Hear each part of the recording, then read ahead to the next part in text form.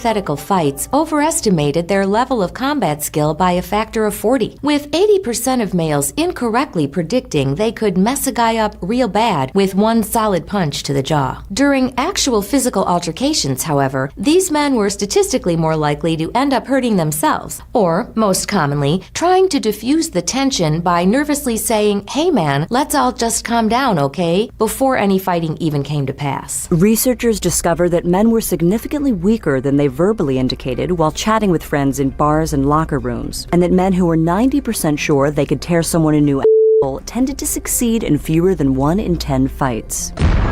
This is the Onion News Network. You can help spread the ideas of liberty with our Patreon for just $5 per month at amps.freetalklive.com.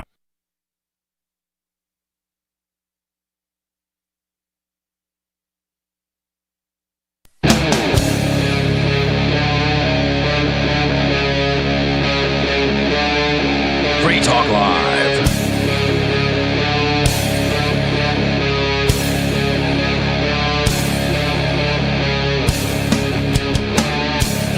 This is Free Talk Live, talk radio you control.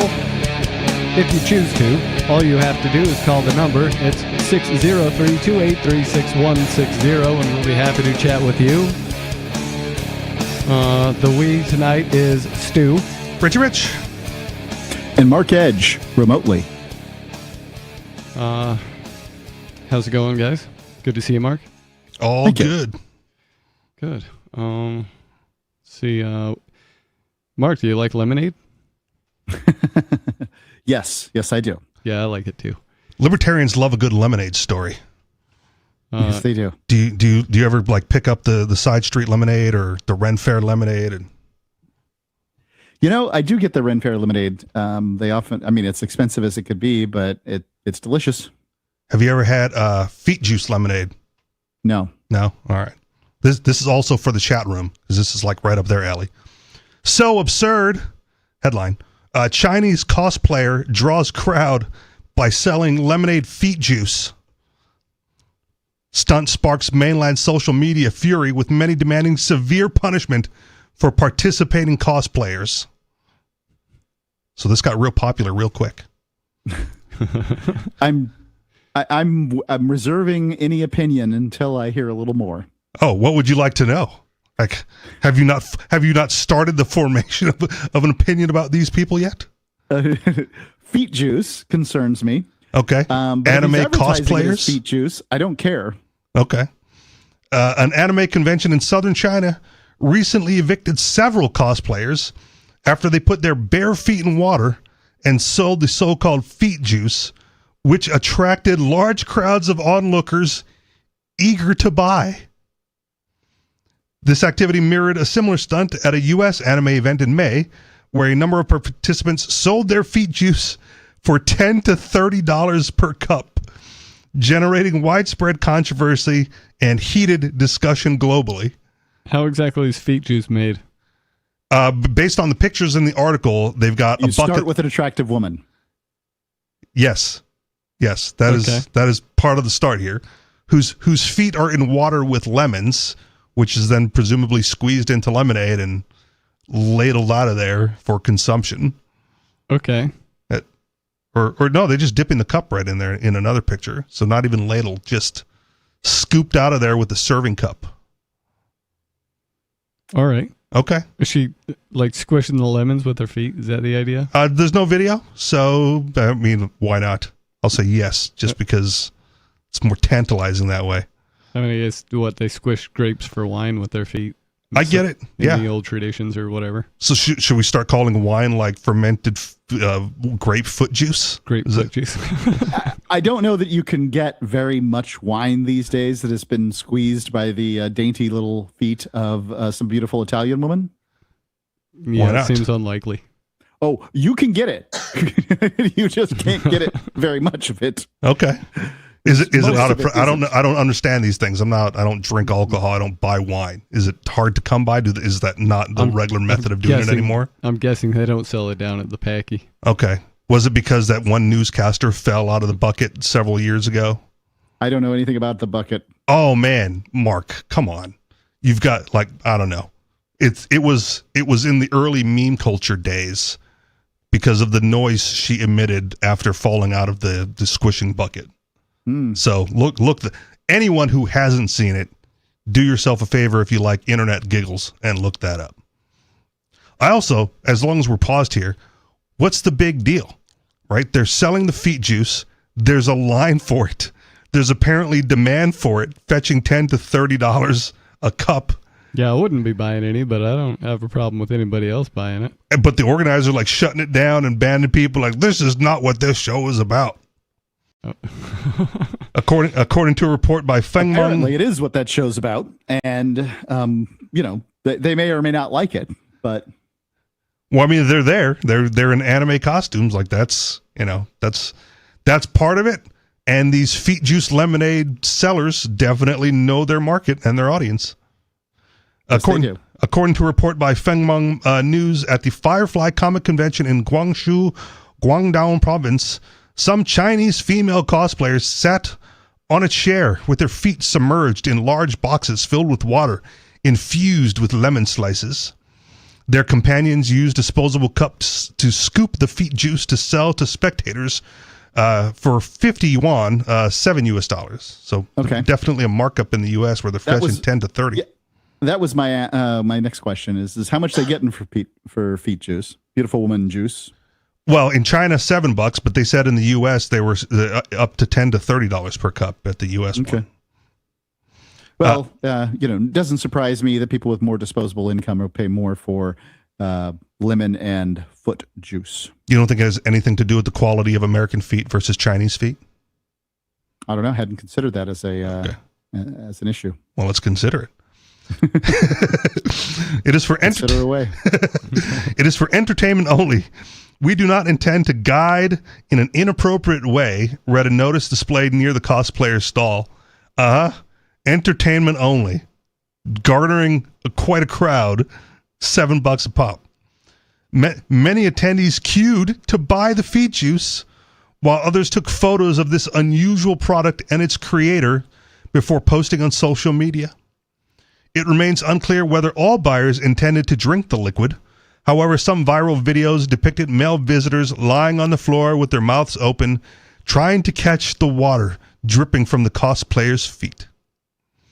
Reporters, Go ahead. Nice. I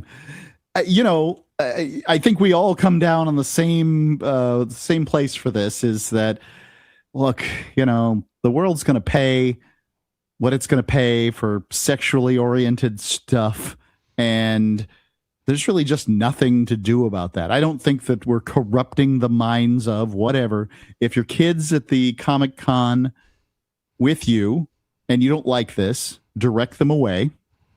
I've been to a Comic-Con with Jack, more than one, in fact. And, he got his picture taken with a lot of pretty girls, but that doesn't mean that we bought any juice from their feet. So, I don't know. Just. But would you have if it was available? No. Oh, all right. Boring. Right. I've got a wife, though. So, that kind of solves the problem for me. What if she were squishing the lemons? Does that change it for you? It doesn't. Okay. No homemade feet juice for more. Why in the world would you pay that? It seems like I don't know if you have to pay if it's your wife. You just say, honey, we're going to try something tonight. I bought these lemons. I've got this foot bath bucket. And just, I just want to try it. Rich brought in an article on Free Talk Live and it got me so intrigued. I just had to know what feet juice lemonade tastes like. Yep. All right. I wonder how common it is, people being into feet to such an extent that they would buy foot juice lemonade. Okay. The question I have is, when you say people, do you think that there is on planet Earth right now one single woman who finds men's feet sexually attractive enough to consider it a fetish? Yeah. You do? Just because there's, 8 billion people divided by 4 billion women? Yeah, it seems statistically likely that there would be at least one. It does seem statistically likely. I have never heard of it. I would say that the foot fetish havers outnumber the males, the females 1,000 to 1. Yeah, that also seems likely. I also would suggest that that's because female feet are a lot better looking than male feet in general. I'm fine with that Objectively. assessment. Yeah, objectively fine. I'll go with objectively. Yeah, just for the hairiness alone. Yeah, I can't even tell you. I will say this: a lack of hair on feet would make them more attractive. But beyond that, I couldn't tell you the features of a man's feet that would make it more attractive. Like, I just don't know how to shape men's feet to be both masculine and attractive. I mean, shape it like a woman's foot. Just, like Not masculine. We already. Does it have to be masculine? If you just, I don't know. I mean, you're digging into an area that I cannot tell you much about, which is homosexuality, and I don't know much about it. Well, I mean, we're just talking about men's feet. Doesn't have to be gay, Mark. It's just feet. We were referring to sexual attractiveness here. Well, you said from a female to a man, though. That's, I'm trying to put myself into the mind of a woman, but in the process, I have to find men, at least a heterosexual woman, have to find men attractive, and that is the part that I'm having a difficult time with. I simply can't tell you what would make for an attractive man's foot. Well, and again, I'm suggesting that it just looks like a woman's foot because, like, it's objectively more attractive. All right. Okay. So, but then you said it's not masculine enough. It's like, well, does a male foot have to be masculine? Is there something about the man's foot if you like women's body parts beyond feet, I would suggest that you're either a heterosexual male or a homosexual woman. Okay. And I'm just asking if there's features of men's foot that make them more masculine, number one, or that serve some evolutionary purpose towards men's work. Otherwise, a dude with chick feet, like, he could survive in this world and might have a job. I can't go any further. So okay, yeah, sorry. Like, oh no, your feet looks like girl feet. You can't do construction. Is that I don't know what. Okay. I can't answer the question. All right. We're trying to go here for. Let's get Mark to make a decision as far as what makes men's feet attractive, and I can't tell you. You said. I answered the question. I said just make it look like a woman's feet. Attractive feet, and I'm fine with that. I don't believe you, though. You don't believe that there's... No. Well, I agreed with Stu, who said objectively, and I'm like, I'll take objectively. I've seen both, and I'm sure women have seen both, and I don't... Again, if your contention is that there's not a lot of women who are attracted to men's feet, yep. I would say that that's probably because women's feet are objectively more attractive. Like that would follow. You. Okay. But I would find women's chests objectively more attractive and their derrieres objectively more attractive. There you go. I'm not really into feet. And to clear that up, I was just confirming that was your opinion, that they're objectively more attractive. Because I'm not really attracted to the feet of a woman. So. Well, how many women are objectively attracted to, like, the male nipple? Yeah, I don't know. I imagine some, though. Okay. Sunday night usually has a lot of women on it, and the phone is not lighting up. No. Well, we don't have as many live radio listeners as we did back in the day, but we do have live listeners on the internet. So if you're a woman and you want to chime in on this particular issue, we'd love to have your opinion. The number is 603-283-5150. What is it? Nope. Oh, so close. 6160. 6160. Thank you. 603-283-6160. Nice. Reports revealed that some men even held the cosplayers' feet to lick directly. After the activity generated significant attention, leading to the chaotic scenes, the convention organizers approached the involved cosplayers to request their departure from the venue. It was the foot licking that was too much, wasn't it? It got to that point, and then, like, oh, this is over the top. Under the bottom. There's always a buzzkill, isn't there? Yeah, the organizers. Yeah. I mean, they got a business idea. They got their cosplay going on. They're at a convention. They're making money. There's clearly demand. Yep. And then the organizers could have just said, hey, look, 20% of this goes to us. But instead, they had to kick people out. Maybe that's it. Maybe they didn't buy a table. Maybe they were just, cosplay attendees as opposed to part of it themselves, and set up in such a way that they didn't buy a permit for this. The organizers stated that such activities were banned, citing concerns about public order and the event's reputation. The news triggered a wave of shocked and condemning reactions on social media in China. So absurd. One party dares to sell while the other dared to buy, commented one internet user. I feel sick just reading the news. Are they challenging the hospital's infectious disease department? Questioned another. What? A third user remarked, what's wrong with young people in our country? Aren't they aware of public order and social norms? I suggest these cosplayers receive severe punishment. Oh, dear. I mean, yeah, I'm a little against that guy. But again, like, they're at a cosplay convention. They're clearly unaware of societal norms. And that's why they're at the convention. Because what they're doing there, obviously, is clearly a violation of what societal norms would be. Just being at a comic book convention? An anime convention. Cosplay anime convention. Those aren't the normal people, Mark. They aren't normal. Yeah. I'll give you that. Okay. But, I don't have much use for the word normal, so. Okay. In recent years, anime conventions have surged in popularity across China with over 400 major events taking place nationwide. The most prominent convention draws up to 400,000 attendees. For many young people, attending anime conventions and engaging with peers who share their interests has become a primary leisure activity. However, some inappropriate and borderline behaviors have frequently placed these events under scrutiny. In May, during an exhibition in Guangzhou, a female cosplayer climbed onto a car for photos, prompting numerous men to gather and touch her feet, leading her to call the police. I would say she had that coming. She put herself in that position. What, that her feet were exposed? Well, that she climbed on the car for photos, right? Okay.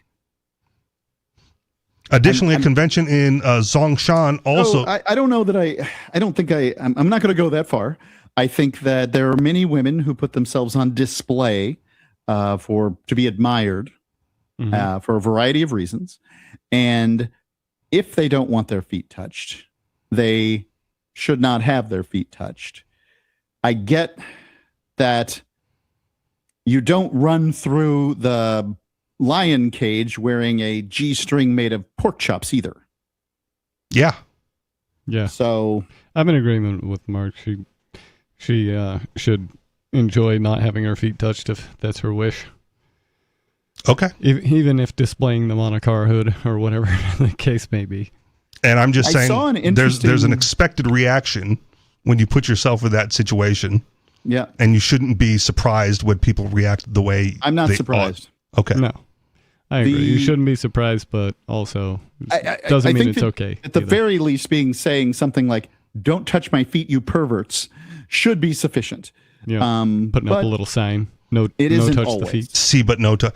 We don't even know if it's like the car she climbed on was hers. It could have just been part of the exhibit. Yeah. Well, right now we're going to go to the phone. So. Well, let me get through like one last paragraph and then we'll just move on from it. Additionally, a convention in Zhongshan, also in Guangdong, faced public backlash in June after a photography studio arranged for two underage girls to wear revealing outfits and perform provocatively to increase online traffic. Well, that isn't going to go well. Well, again, what do you expect to happen when you put them in that situation? Like, wear the clothes, dance provocatively. You're gonna get sexual attention because that's done by design. Oh, you can't act surprised when you get it. Is that I'm unsurprised that the government got involved. Okay, or somebody got involved when women under the age of consent were gyrating in revealing outfits. All right. Yeah, that'll certainly get somebody's they didn't get all naked. Ruffled. I mean, the child beauty pageants gets people's feathers ruffled, so. Depends where you are. Like, where that's a big thing, they have no problem with it. Yeah. Right? Go to Texas. Well, I bet this caller has an opinion on the story we just talked about. Turd Ferguson in Pennsylvania. Have you ever had lemonade foot juice? No, well, I mean... Do you want lemonade foot juice? Well, it would have to be with Splenda. I'm not a big sugar guy. It messes with my gut. And I've had a history of gut dysbiosis. You know, maybe if... I think you said something about wine, too, earlier. I don't drink. Really not a big fan of wine. Although I will admit, if Sydney Sweeney kind of put her feet over some black licorice and made some Jägermeister, I might indulge in that. I'm not going to lie. Actually, that sounds kind of nice. I like Sydney Sweeney. What I don't like is the age of consent. I never liked that. Oh, dear. Kind of you don't arbitrary. Yeah, and, if a 16-year-old wants to grind up on me at a party, well, I think that should be A-okay, personally. Of course, Stu, I think I've had enough. Consent. Okay. I'll take that. Thanks for the call tonight, Turd. We can move right on to the next one. We've got Dave Ridley. Dave, how's it going tonight? What's on your mind? Hey, you guys know much about usexit.org? Nope. No. Typing it as we speak. They just featured New Hampshire. I guess the fact that we have NHExit gave them something, ready-made that they could link to and talk up. Go on. So NHExit, for the uninitiated, is New Hampshire's independence movement, like Brexit or whatnot, or the Quebec independence movement.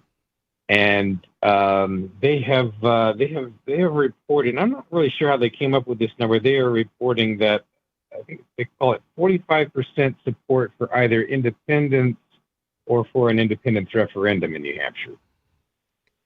Okay. I don't know 45% on a fair ballot. I mean, that's a lot, but it's not enough to pass the referendum. Yeah. So this says it's vote to leave. 45% would vote to leave. That's what it says, which I think is probably an exaggeration. The Survey USA poll in 2022, the Survey USA poll listed it was 42% support for an independence referendum, but those people wouldn't all vote for independence. So what's the news then? What's the importance of this article on? It's just another data point, another piece of free publicity. And it's nice to see US Exit out there. I like the tone of their website. It's focused on, doing kind of what we're doing in New Hampshire, what the Texas independence people are doing. It's just nice, clean, orderly legislative process, and taking it before the people, democratic, peaceable, and it's just always good to have another website pushing that. All right. I don't think that any vote for secession would be considered. It would look. The United States government wouldn't take it peacefully, right? I think that the opposite would happen. I'm not saying they'd roll tanks in, although I'm not saying they wouldn't. But what I would say they would do is probably what I've seen is that there's a lot of these agent provocateur type things. Let's talk about it here in a second. Yep, we can hold you over and talk about this on the other side. If you'd like to get in on the action, the phone number here is 603-283-6160. This is Free Talk Live.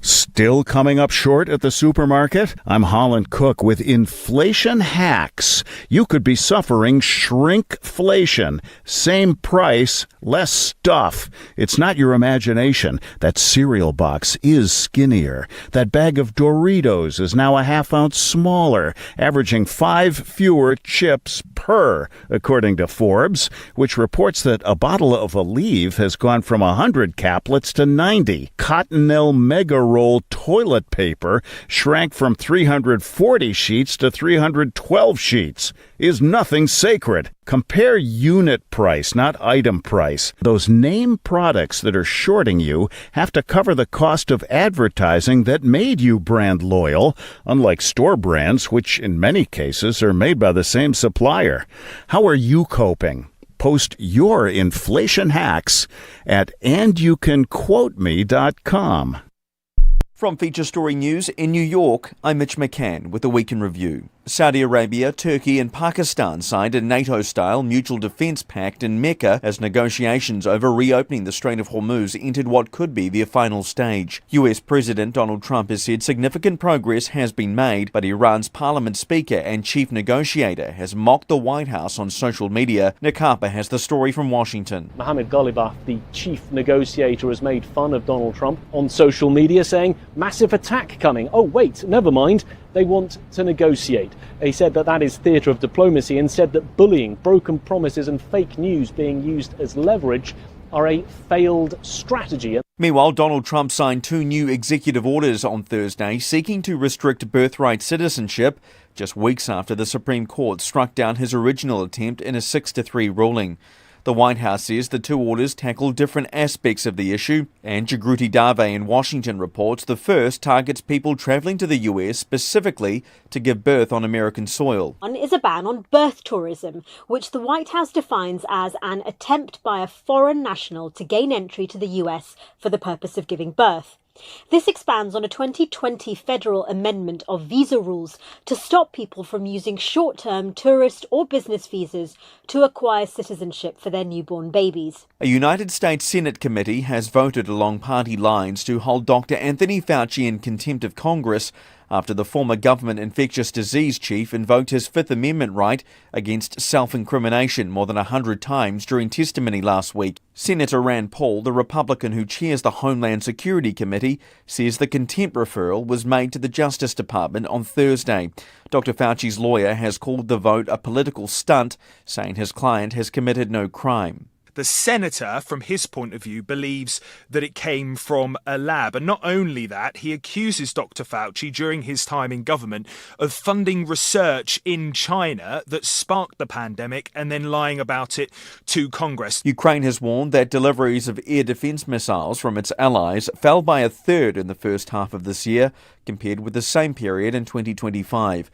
The warning comes as Ukrainian President Volodymyr Zelensky says Russia is ramping up missile production ahead of a likely winter campaign targeting the country's energy infrastructure. The European Commission last week released nearly €3.5 billion, approximately $3.8 billion, earmarked for drones, missiles, air defence and fighter jets. William Dentilo reports from Brussels. The country's President Volodymyr Zelensky has issued a stark warning that Russia is bolstering its missile production ahead of a likely winter campaign to again target Ukraine's energy infrastructure. From Feature Story News in New York, I'm Mitch McCann, and that was the Week in Review. Yep, we still do email. Drop your email address in the entry box at freetalklive.com, and you'll be kept in the loop with Free Talk Live.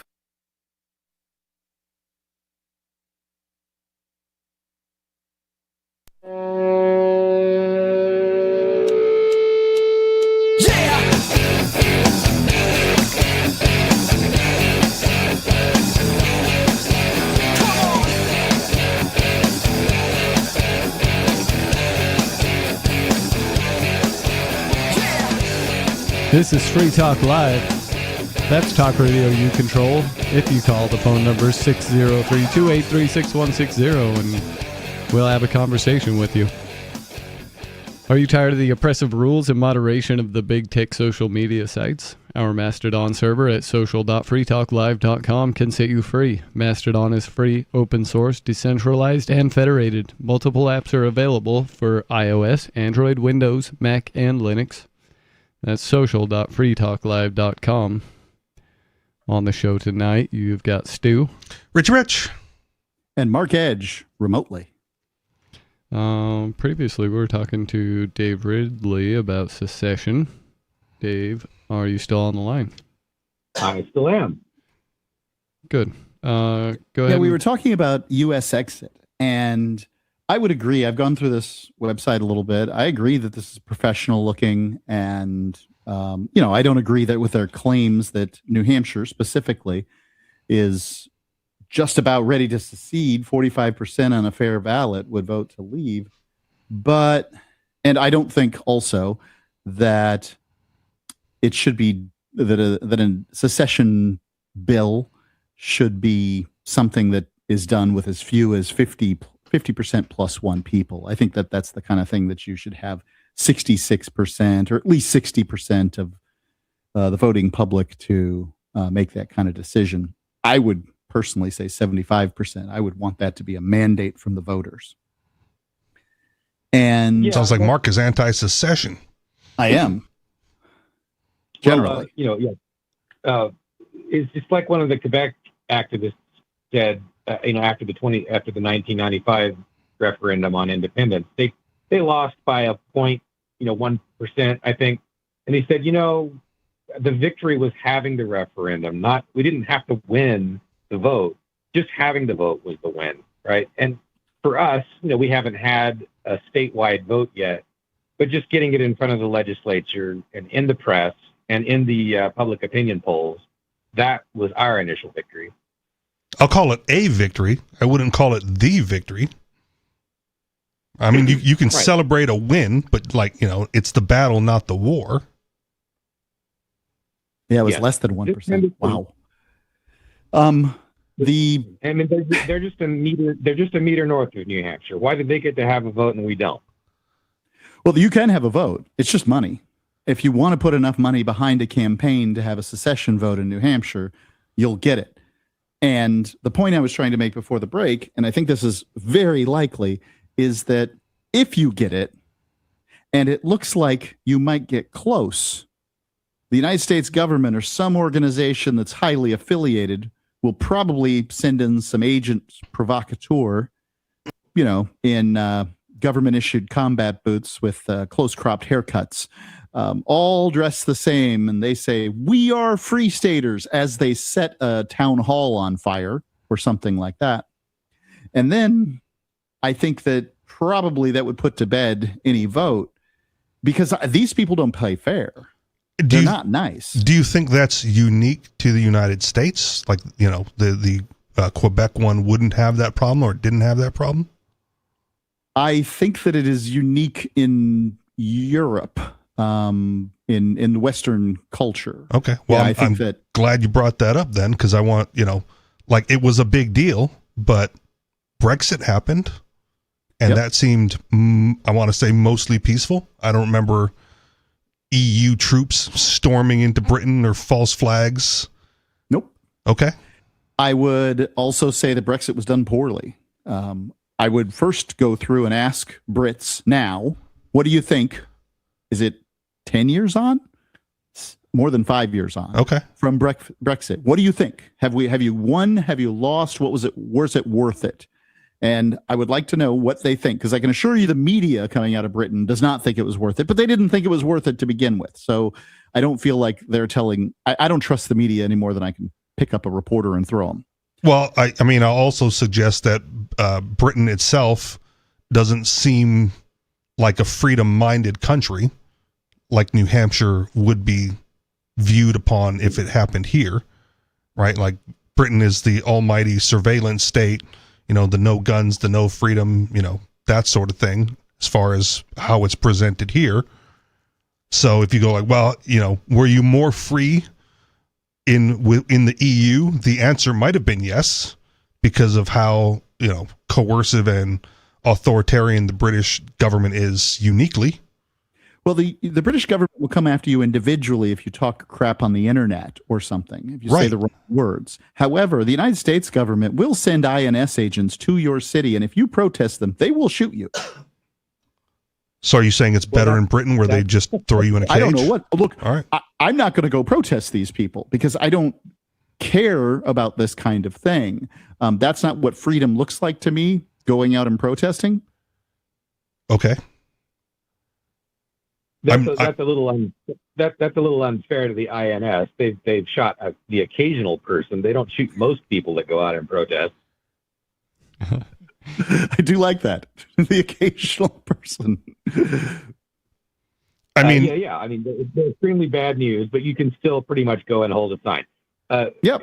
But independence, going back to Britain or any country that's pushed for it, independence is the freedom for a country to mismanage their own affairs. And at least now in Britain, I don't think you have to worry about Ursula von der what's her name coming in and telling you what you can say.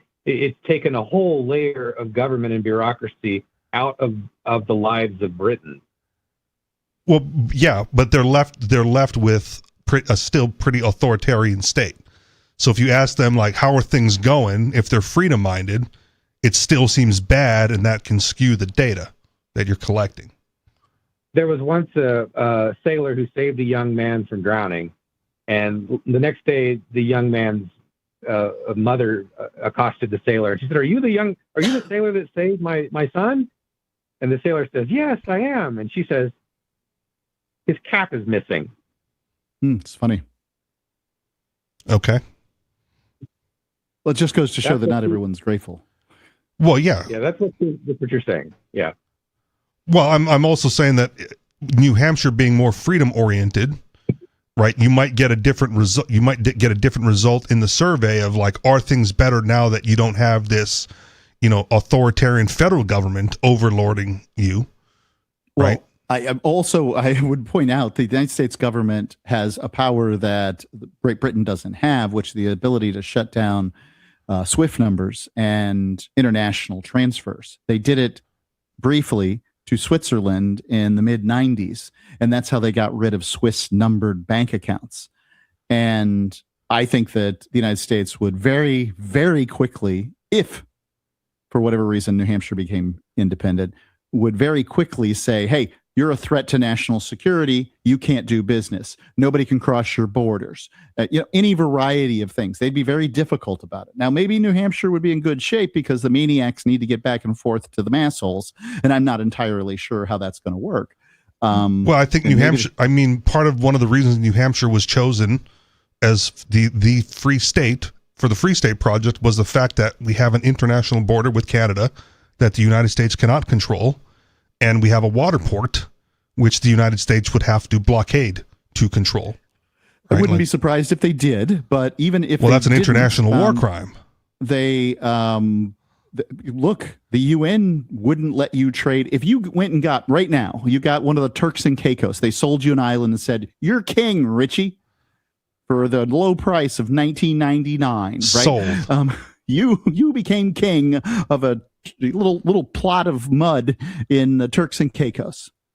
You couldn't do business internationally because there's not treaties to do it. They wouldn't be able to travel through the war. There'd be all kinds of problems. Look at Iran. They're having a very difficult time. So yeah, and the U.S. doesn't seem hesitant to commit war crimes either. I don't think they're hung up on, is that legal? It's a small club, and you're not in it. I would agree with you with the U.S., but they seem to be more hell-bent on preventing brown people from doing business, not necessarily like white people from doing business. I think that if they would be concerned that somehow you would do it better. Well, the Canadians have shown they can't, and that's one of the reasons they're friends, the United States government. By the way, the United States government employs the Canadian government to spy on you. They literally, our spy agencies fund their spy agencies to spy on American citizens because our spy agencies can't do it legally. That same organization is willing to circumvent the Constitution in order to spy on you with intelligence agencies, probably would do some other nefarious stuff. Yeah, I think so. All right. I like what President Izetbegovic in Bosnia said right before Bosnia declared independence. And when he was being threatened by the Serbian leader, he said that the Serbian leader actually threatened to wipe out the entire Muslim population of Bosnia, which they later did try to do. And the Bosnian president, he said, if you try to leave Yugoslavia, we'll wipe you out, basically. And the Bosnian president said, I think that man's speech, the things he was threatening to do, that's the reason why we cannot remain in Yugoslavia. That would be, again, a good reason to not remain in the United States as well, then. But I think what happens too much within the freedom movement is the mentality comes up like this, right? And go like, well, it would be so much worse if you declared your freedom that you might as well just stay not free, or in Mark's case, just move somewhere where you're incrementally more free in the areas you want to be more free in. I would agree with don't you like that sacrifices where they made would probably have benefits in the long run. My question would be, would you agree, Richie, that in the short run, your freedom would be limited? I don't know if I would agree. I want to say no, just to refute it, but I also, like, again, if the biggest problem with freedom is the authoritarian state of the United States federal government, removing that yoke automatically makes me more free, the same way moving from Hawaii to New Hampshire automatically made me more free. Yeah, but it would likely just be a repositioning of the yoke. I don't think you would be free of it. Iran's not free of that yoke. See what I'm saying? Yeah, and again, I think that's just brown people. Like, I really don't think the United States has a habit of going after, like, white people, Greenland aside. Greenland, yeah, I was going to say. That's new, and that's pretty much just Indians. President Trump. That seems like a Trump vendetta as opposed to a United States policy. Well, it's an insane policy, by the way. The United States controls Thule Air Force Base, the United States Air Force Base in Greenland. The United States can do whatever it wants with its Navy into and near Greenland. Mm-hmm. What in the world could Donald Trump possibly want? Oil. I don't know, because I would love to hear. Besides being able to say Greenland is part of the United States, what could he want? I don't even know. Well, I just answered you. It's oil. cold there, and so if you need to keep your data center computers cold, maybe that's a good place for him. No, it's oil.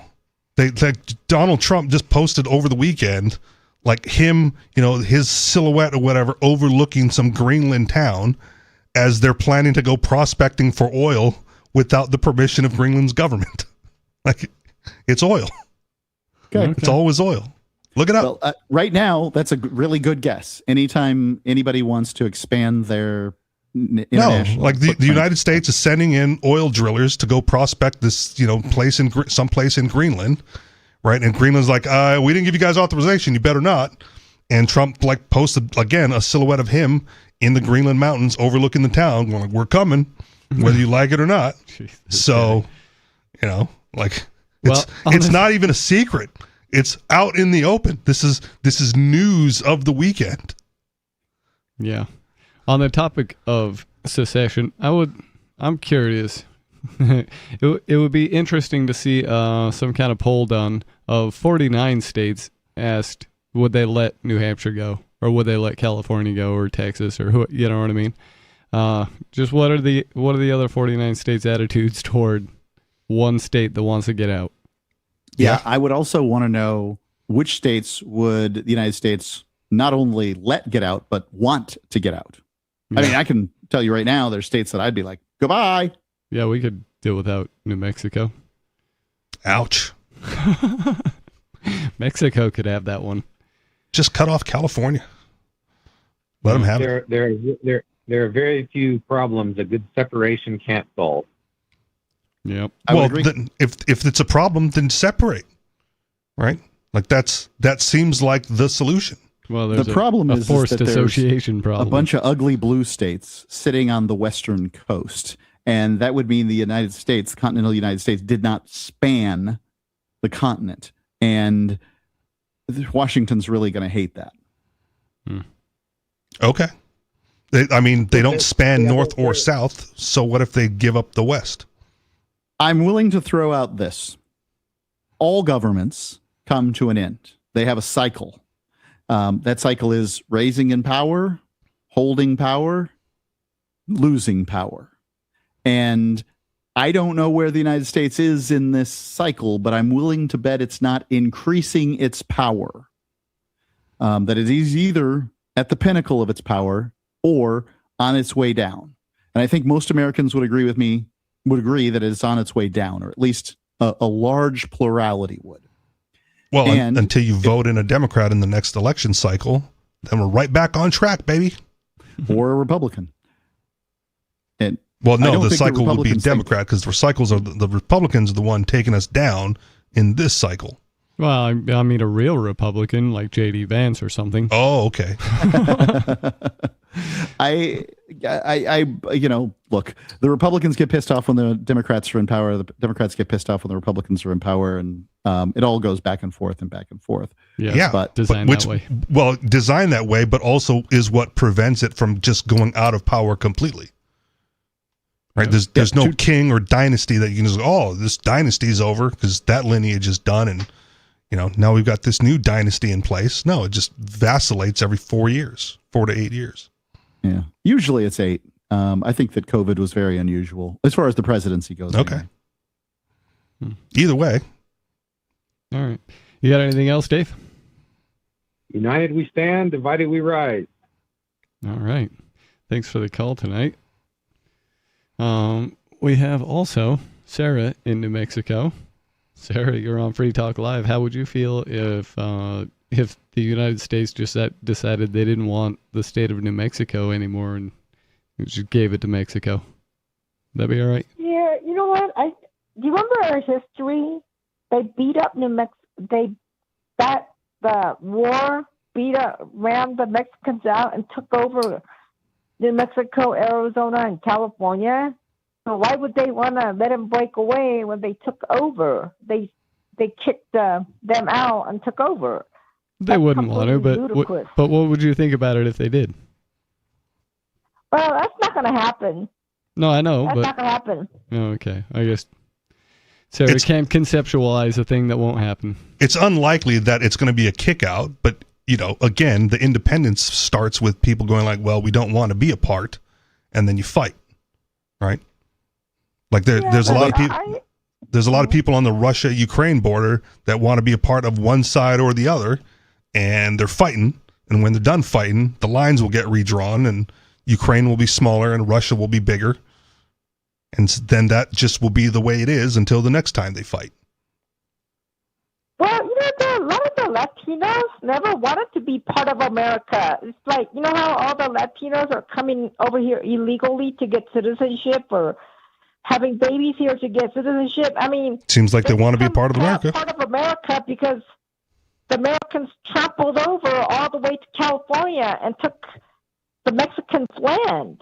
I mean, it's like they became American citizens involuntarily.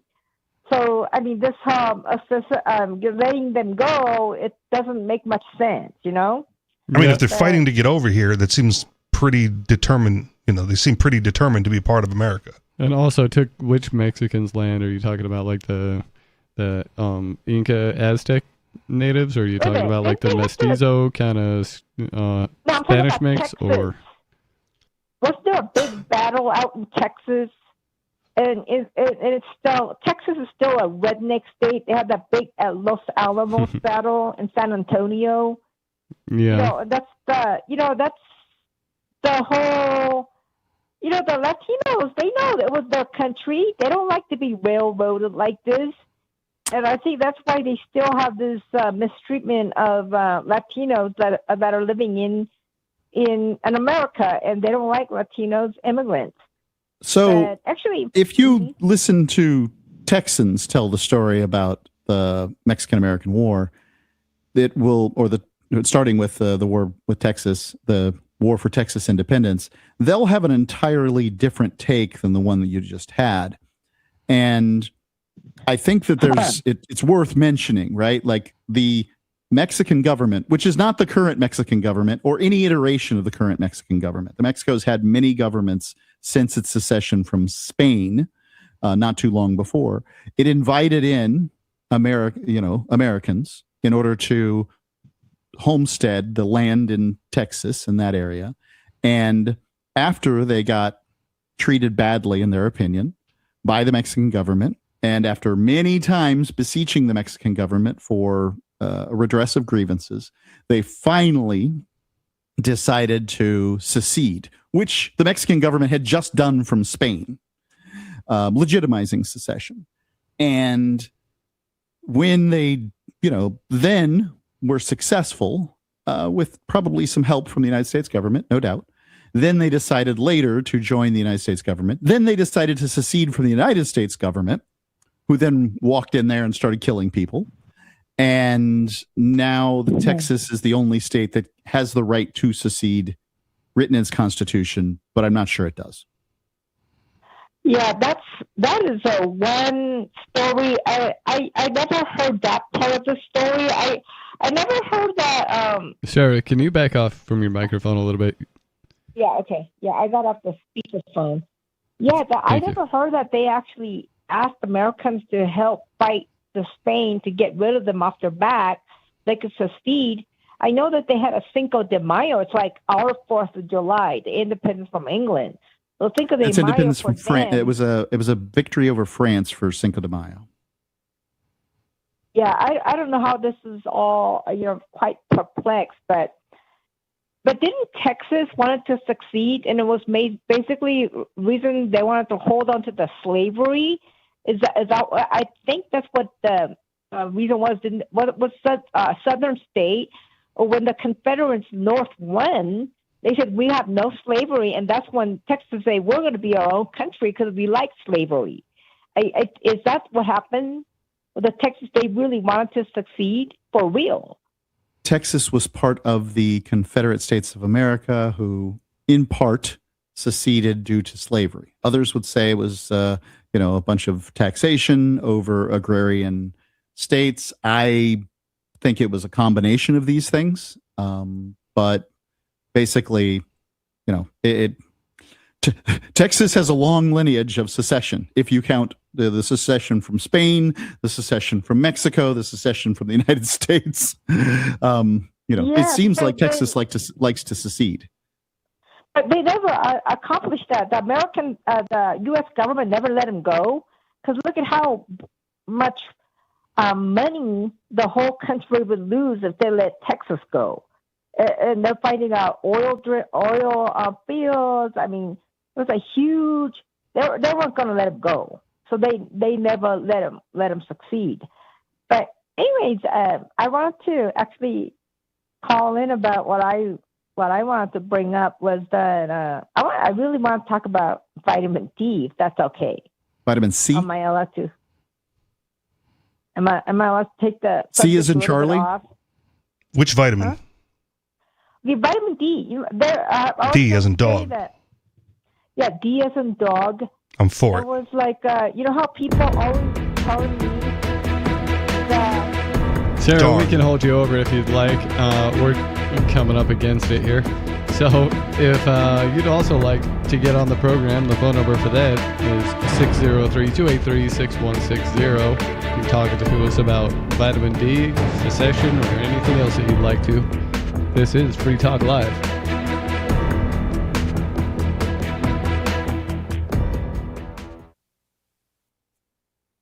Some of you have wanted to support Free Talk Live's mission on a monthly basis, but don't want to support Patreon. Now we have an alternative that also helps our premier streaming platform, Odyssey. Visit video.freetalklive.com and click Join at the top of the channel. You can subscribe for $5 per month, and unlike other subscription services, Odyssey adds their processing fee on top, so it'll cost a little over $5 per month, but Free Talk Live will receive the entire amount you pledged. Higher donation tiers are available if you're feeling so inspired. You'll get a special membership badge that's visible in the Odyssey chat room, and if we get enough supporters, we may enable members-only chat. This new subscription method is a great way to decentralize our direct listener support away from just Patreon and also support a libertarian-run business, Odyssey. Please visit video.freetalklive.com and click Join to subscribe to our Odyssey channel and help support spreading our message around the planet. Visit video.freetalklive.com and click Join today.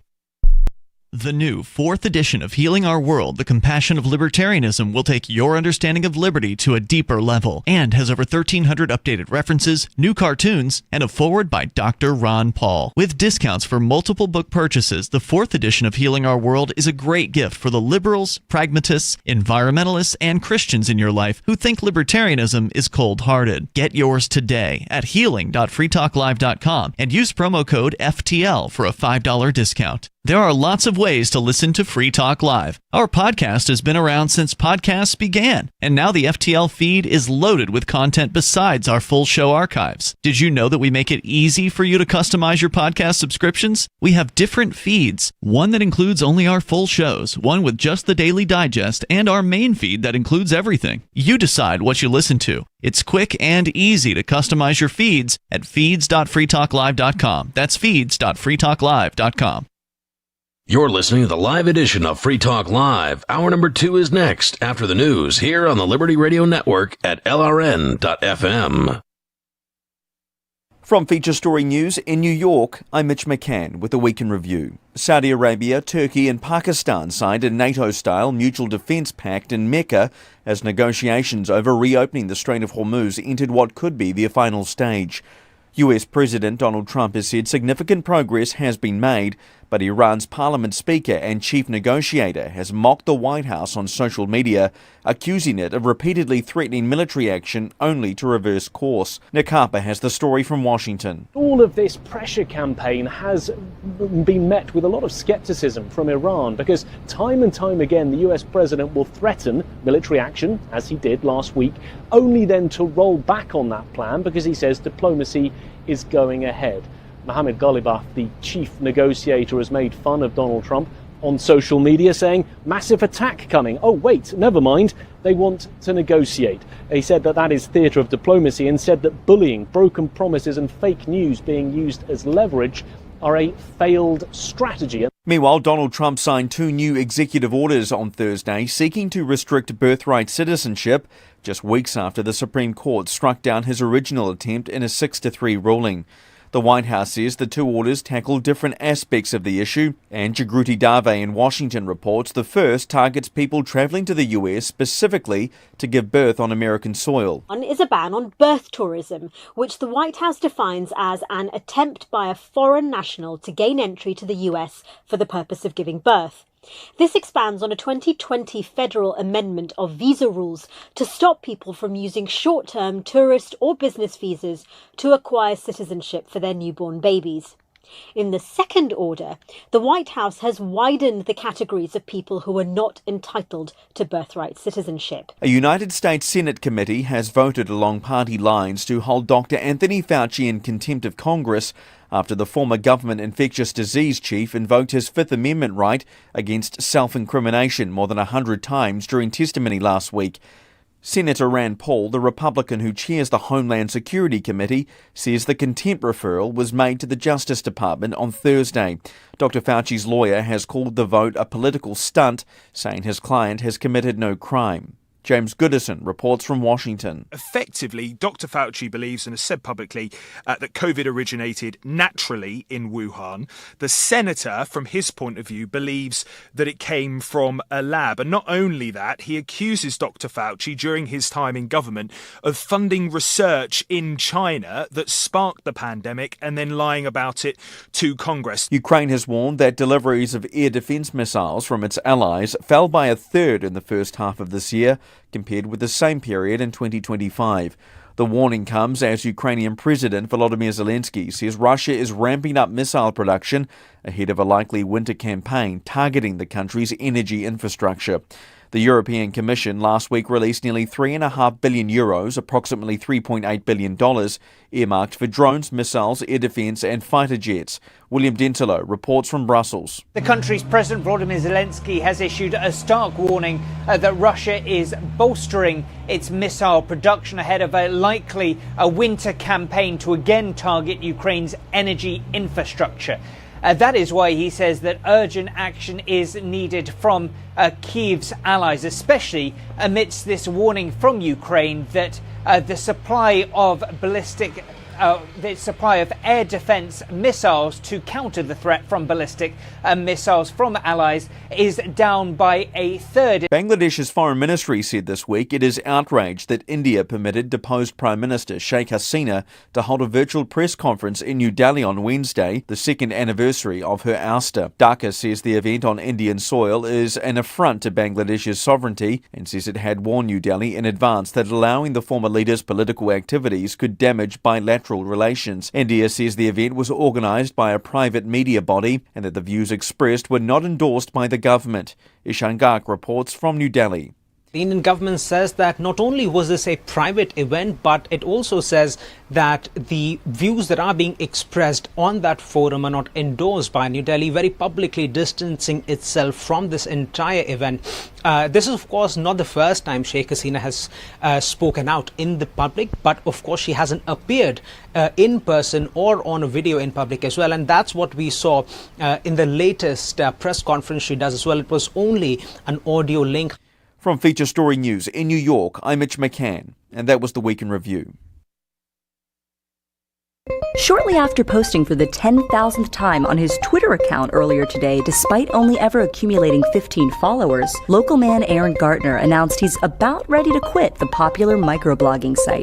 Well, I opened my account about 2 years ago and tweeted pretty much every day since, and it didn't really turn out like I expected. I thought, once I hit 8,000 tweets, I could get some traction, start getting more followers, but it never really happened. I mean, I gave it my best shot, I guess, but I think I'm about done here. He has yet to be followed by anyone beyond a handful of friends, family members, and seemingly inactive accounts. This one time I tweeted out a pretty good joke about how out of control Lindsay Lohan is, and it actually got me a retweet. It was from this guy in Argentina I don't know, who doesn't have any followers and he's not following anyone else. Oh, hold on a sec. Apparently my aunt's following me now. Cool. This is the Onion News Network. Got Telegram? You can follow our channel there and discuss show prep with other listeners at telegram.freetalklive.com.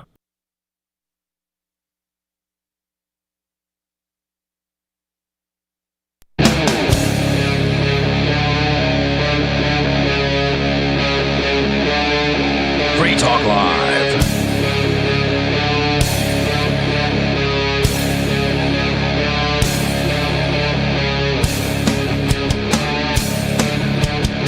This is Free Talk Live. It's talk radio you control. You can get on the show by calling 603-283-6160. Free Talk Live is brought to you by LibertyMinded.com. Official Free Talk Live gear like t-shirts and hoodies are available at LibertyMinded.com. Plus you'll find a unique collection of cool and funny liberty-oriented clothing at LibertyMinded.com. That's LibertyMinded.com. Alrighty. We were previously talking to Sarah. She wanted to tell us something about vitamin D. Sarah, are you still on the line? Yeah, you know what? I was going to talk about that, but I want to talk about New Mexico a little bit. Okay. It's just really since I were talking about Texas, what I gather was that New Mexico still kind of wanted to be part of Mexico. This is what I'm gathering. And to this day, we have Spanish and English on our ballots when we vote. They don't do that in Texas. Texas is kind of like redneck state. They're not going to bend over to accommodate Spanish-speaking people. And then when I was here, when I was 21, 40 years ago, they gave out driver's license from New Mexico to the undocumented. I mean, that's why they made the real ID, because we were doing the fake IDs here in New Mexico. That's the very reason. They're just handing out driver's license to illegal people here in New Mexico. Well, the driver's license doesn't have to be attached to citizenship. It's just a permission slip to drive.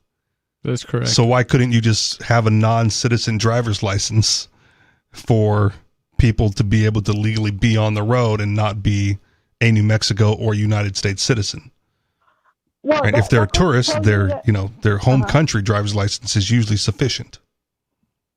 Yeah, I did not know that was going on, because I walked to the DMV and I said I would like to have a New Mexico ID, and the lady asked me, "Do you have a driver's license from another state?" She goes, "Yes." She never took any paperwork, my old license. She goes, "Okay, good enough. You get an ID from here."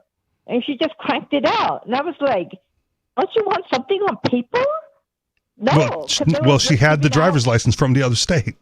that was your proof of who you are. Anything.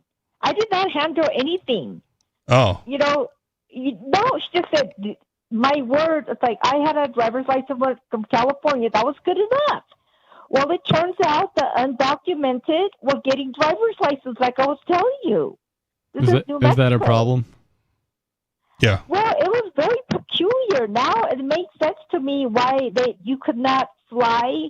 If you had a New Mexico driver's license, they banned you from flying on airplanes. Now that it clicked in me what they were talking about. It was a fake driver's license. It was not a real the Yellow Star Real ID driver's license from New Mexico. That's what they were talking about. Okay. You're making me want to fly out to New Mexico and get a driver's license. Well, you can. Can you still get one in New Hampshire, Mark?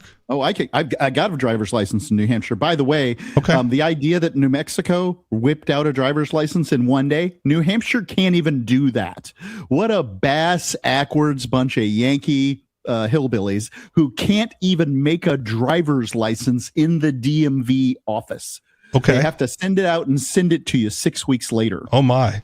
Okay. But my point being, your driver's license from New Hampshire doesn't have to be a real ID, right? It is. You can get a driver's license that is not a real ID. I believe that mine is. Okay. So if you want, the New Mexico driver's license without the real ID is just as good as New Hampshire's driver's license without a real ID.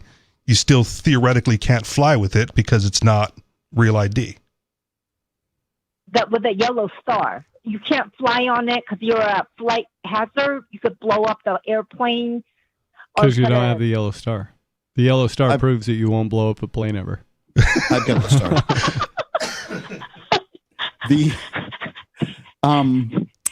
Sarah, I want to ask this question. So if the Texans, you know that it costs money to print things in English, right? It costs money to print things. Correct? Dirty capitalists. If it costs 60% more to the Texas government for the things that it prints to print them in both Spanish and English, should the predominantly English-speaking Texans have to pay for those that have not taken the time to learn English? Well, I think it's not about money or anything like that. It's like a form of... It is to me when I have to pay taxes. I mean, that's how you're bent on is the money behind it. But it's like in Texas, it's a Republican-run state. Most of the Spanish-speaking voters are going to be Democrats. So it's a form of suppressing the Democratic votes. You know? I want to push back on Mark a little bit, too. I suspect the Democrats will get their people out to vote as much as they can in Texas. And I doubt you're going to see a change in Texas anytime soon. Look, I'm not for a national language. However, here's what I would say. English is the international language. If you have the opportunity to learn it, you should. And I don't think there's any obligation for an American citizen to pay 1 penny extra in taxes in order to print anything, website or whatever, in some other language. If there's an obligation to make printing in Spanish, then there's an obligation to make it in some little Amazonian language that only 3 people speak. So just to push back on that, Mark, a little bit, if you know that your territory is 30% Spanish speakers and 70% English speakers, just print 70% of the documents in English and 30% of the documents in Spanish, and then you don't have to increase your printing costs. And if you have some Amazonian, whatever, print one, right, and not increase your printing costs at all. Like you don't have to. You don't have to print 100% of all the languages, so there's that much waste. You wouldn't have that in any other nation, right? Ireland prints its signs in both Irish and English. 100% of Irishmen speak English, but Ireland has taken the time to write its signs in Irish too. But what they didn't write it in was, say, Spanish. Okay. I don't think there's any obligation. I don't see any reason to do it. And for all the people who come to the United States who speak Spanish, welcome, learn English. Yeah, but I just wanted to point out how accommodating they are to the undocumented here in New Mexico. Still, I believe that our mayor was saying that you can't come to our city and jack up everybody. The ICE, we don't allow that in our state laws right now. And we don't allow them intimidating voters there. We don't want the ICE here. And you have to, I mean, they won't let, they protect the undocumented here quite a bit. So my understanding is that, that New Mexico from the get-go never wanted to be part of America. They still wanted to be part of Mexico, but after the war, they just trampled all the way over to California, and it's still prevalent the way they run their state. They're very accommodating to the undocumented. So that's what I wanted to bring up. But anyway, New Mexico wrote its constitution in both Spanish and English. I consider that to be telling. However, telling of what? That they're accommodating to Spanish speakers? That they consider themselves to be a state of both Spanish and English speakers. Okay. And therefore, they needed to write their state government that way. And if they want to print their stuff in both Spanish and English, I think they should be able to do that. However, I think that it's a disservice to the point of child abuse to not teach your young people how to speak the predominant language in a given area. But if it's a split area, it doesn't matter if they stay in New Mexico. Just like if people they stay, but they're not going to. And your job prospects as an English speaker are significantly better than they are as a Spanish speaker. Well, again, depends where you're at. If here, certainly. You can be in rural Honduras, and if you can speak English, you'll get better jobs in Honduras for speaking English. Okay. It's just better. But we're talking about New Mexico, where apparently they have a pretty predominant, like, Spanish-speaking community. Yep. So if you speak Spanish, you're pretty well integrated. If I take the top 10% richest people in New Mexico, I am willing to bet that fewer than 1% of them can only speak Spanish. So you're attributing wealth with ability to speak English? There's a high correlation between the ability to speak English and the ability to earn money. Okay. But, what gets me is that, people that speak English, I talk to people, they don't have no idea what a per diem is. They think that our legislators get paid salary, and they speak English, and they don't know how to register to vote. They don't want to vote. They don't register. So what's the point of translating it in Spanish? I'm thinking the Spanish-speaking people are going to vote. I'm just very perplexed. You're the one who just suggested that, Sarah, that if they put everything in English, it's voter suppression. Like that's. So they have, so they translate so that they want to give opportunities that are more fluent in Spanish to be able to vote. But I'm thinking to myself, like, people that speak English don't want to vote. I mean, I met a guy that's 70 years old who goes, I never voted in my life. I was teaching him how to register to vote online, and he's like, I'll do it this time. He's like 65 years old, lived in New Mexico. He speaks English. I've never voted. Okay. But I also speak English, and I've also never voted. Who cares? So what's the point of putting it in Spanish? How many of them are going to vote? It's very peculiar. Oh, but anyways, let me. The suggestion was that those are the people that were going to vote Democrat, right? Right, that's correct. So that's the ones who are going to vote. The Spanish speakers who are voting for Democrats because they can read the ballot in Spanish. Well, and then what's the point of the felons? The felons to vote. I asked a guy. He goes, "I'm a felon." At the parking lot, he goes, "I'm a felon and I vote." And they say that our state prison, they register them to vote when they let them out. Have they signed that release paper? They know who you are. They got your fingerprint. So they mark you off as I would like to register to vote. It's like a driver's license. And you sign that paper, and they say, well, the state prison registered me when they let me out. Because you know what? 90% of the inmates, they're Democrats. I mean, how many Republicans are inside jail? You tell me here in New Mexico. Well, I don't know about New 3%? Mexico, but you'd be surprised. Are you also suggesting that felons not be allowed to vote? Well, no, I like it. I like the fact that because they vote Democrat. Kind of comical when they tell me, "Oh, they registered me when they let me out." I'm like, "Oh my God, that's really hilarious." The state president registered them, but it's that release form that you sign that says that so and so is let out of jail because how many inmates they escape, jump over fences, or they're let out by accident. So they have to have a record that so and so was released and have your signatures. That's when you mark you off. Like, I would like to register to vote. Okay. So, but yeah. What's the problem though? I mean, you're on a crusade to get people registered to vote, and they're doing your job for you. Shouldn't you be thankful? No, but I am really proud because I was told that we're one of the 15 states, like a third, like 1/4 of the whole country that allows felons to vote when they let out. So, no, I am just amazed that we got this because I was talking to the rep before that you have to finish out your probation, and then it just got so confusing of keeping track of who did what and how many they were out. And they said, okay, that's it. Well, the day that you come out of jail, you could register and vote. That's it. Got it. And they're doing it for you.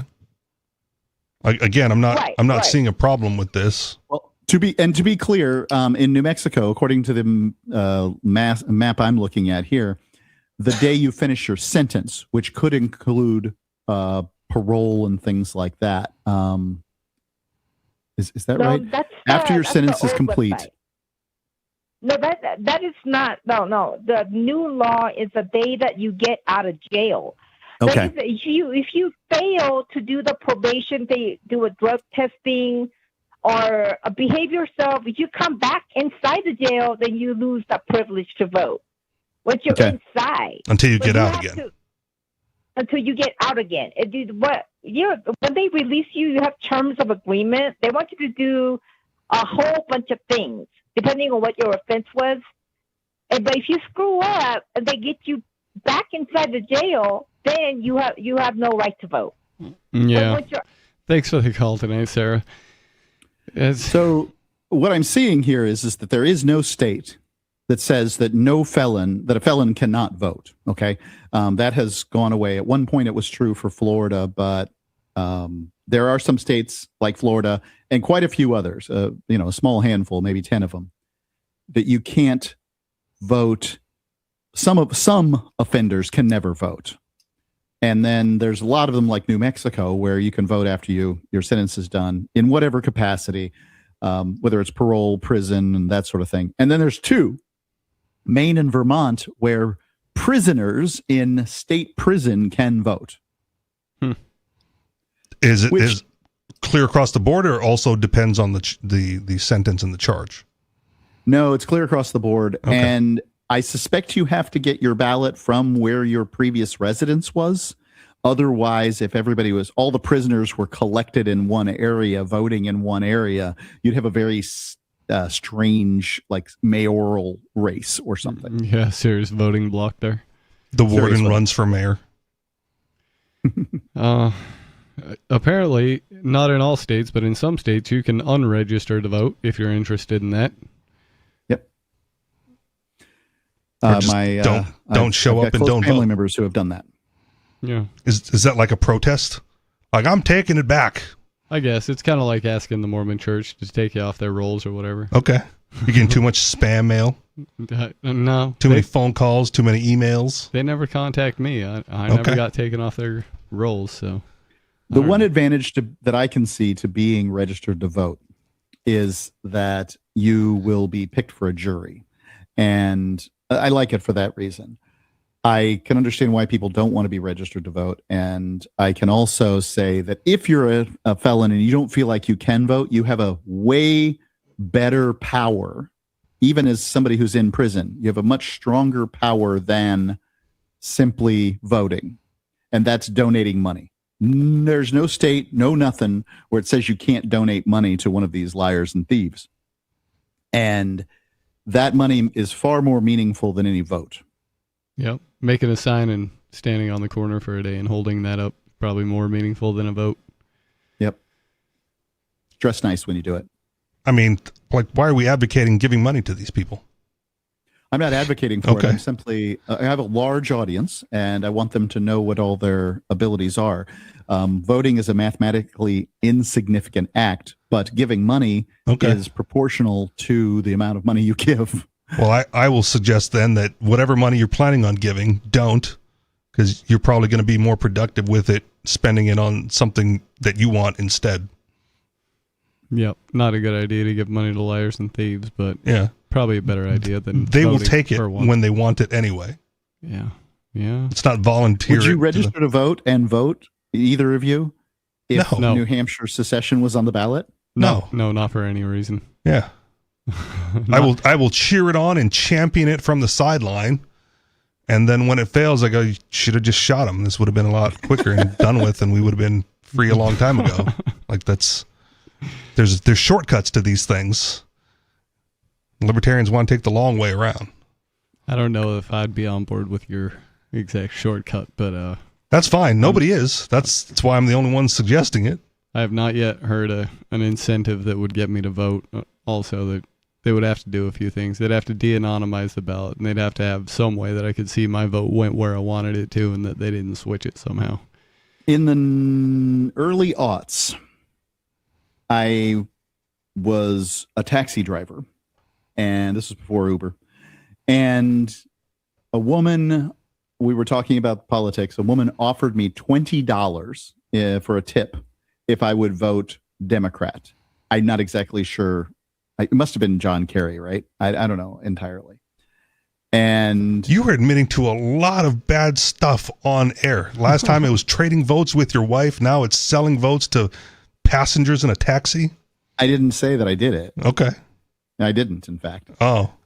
It would have been dishonest because what I didn't tell her is I was, it was illegal for me to vote at the time in Florida. And so I couldn't, in all honesty, take the money from this woman. But there you go. Yeah. Did she specify like what election it had to be in? Or just that you had to vote Democrat? I think I had to vote for president. Okay. For the Democratic. Okay. In the general for the Democrat. All right. And I'm pretty sure that it would have been John Kerry in this case. Should like the one bonesman over the other bonesman, huh? You should have taken the money and said, next time I vote, I promise you it'll be for a Democrat. At least one. At least one. Right. And then you're off the hook, right? Because, you've made the promise. You can keep the promise. I'm too autistic for like trying to figure out how to do that. And $20 wasn't worth it to me either. Really? $20, $20 is $20, man. I don't care what generation you're in. $20 is $20. I'm just not going to, I won't sell my honesty for it. Yeah. Again, I'm not saying sell your honesty. I'm saying be honest, but be honest very specifically where you can be honest and not have to do anything. That wasn't the offer that was made. The offer that was made was to vote for a particular presidential candidate, not some politician in New Hampshire that I finally got to vote for. Well, again, like the offer is negotiable. So if you can figure out how to word it properly, win-win, baby. Well, I didn't want to tell this woman that I was a convicted felon. I didn't say you have to tell her you're a convicted felon. I'm word just it telling differently. you that when you start getting into the nitty-gritty, people want to know, why can't you make this promise? Mm-hmm. Why won't you just make the promise, Richie? And then, I'm not good at lying. Okay. I'm not fast on my feet. I just come up with the truth. Okay. And then I speak the truth, and then people get upset because, I just got a ride home from a convicted murderer. Oh, no. Again, whatever. I could answer the question, right? Why not just make the promise? Because I'm trying to figure out a way to make this benefit me a little more. Right? You want this transaction to benefit you. I want it to benefit me. Now we're negotiating. I have a personal policy of not ever making promises, and it works out well for me.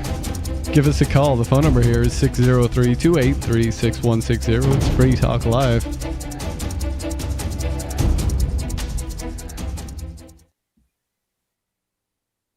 This hour of Free Talk Live is brought to you by Dash Digital Cash. Dash is the cryptocurrency designed to be used for spending. Tired of the ever-inflating US dollar? You can live your life on Dash instead with some handy websites.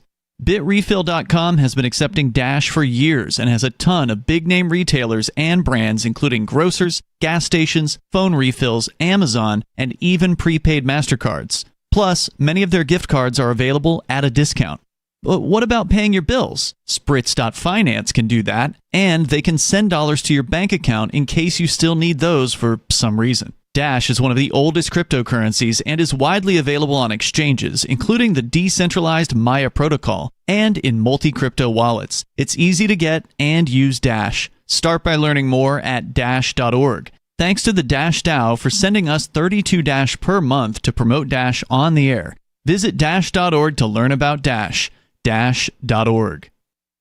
From Feature Story News in New York, I'm Mitch McCann with a Week in Review. Saudi Arabia, Turkey and Pakistan signed a NATO-style mutual defence pact in Mecca as negotiations over reopening the Strait of Hormuz entered what could be their final stage. US President Donald Trump has said significant progress has been made, but Iran's parliament speaker and chief negotiator has mocked the White House on social media. Nick Harper has the story from Washington. Mohammed Ghalibaf, the chief negotiator, has made fun of Donald Trump on social media, saying, "Massive attack coming. Oh, wait, never mind. They want to negotiate."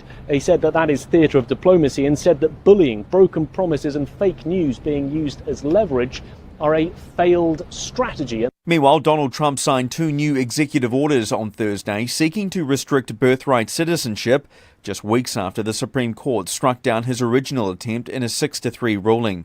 The White House says the 2 orders tackle different aspects of the issue, and Jagruti Dave in Washington reports the first targets people traveling to the US specifically to give birth on American soil. One is a ban on birth tourism, which the White House defines as an attempt by a foreign national to gain entry to the US for the purpose of giving birth.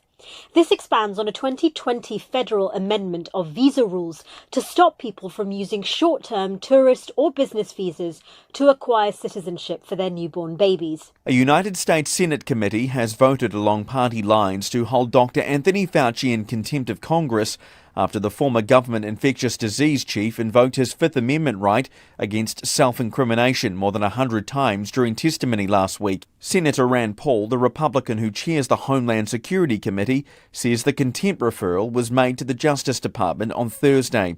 Dr. Fauci's lawyer has called the vote a political stunt, saying his client has committed no crime. The senator, from his point of view, believes that it came from a lab. And not only that, he accuses Dr. Fauci during his time in government of funding research in China that sparked the pandemic and then lying about it to Congress. Ukraine has warned that deliveries of air defense missiles from its allies fell by a third in the first half of this year, compared with the same period in 2025. The warning comes as Ukrainian President Volodymyr Zelensky says Russia is ramping up missile production ahead of a likely winter campaign targeting the country's energy infrastructure. The European Commission last week released nearly €3.5 billion, approximately $3.8 billion, earmarked for drones, missiles, air defence and fighter jets. William Dentilo reports from Brussels. The country's President Volodymyr Zelensky has issued a stark warning that Russia is bolstering its missile production ahead of a likely winter campaign to again target Ukraine's energy infrastructure. From Feature Story News in New York, I'm Mitch McCann, and that was the Week in Review. Our Matrix server is about as free as internet chat can be. Join the existing rooms or create your own at chat.freetalklive.com.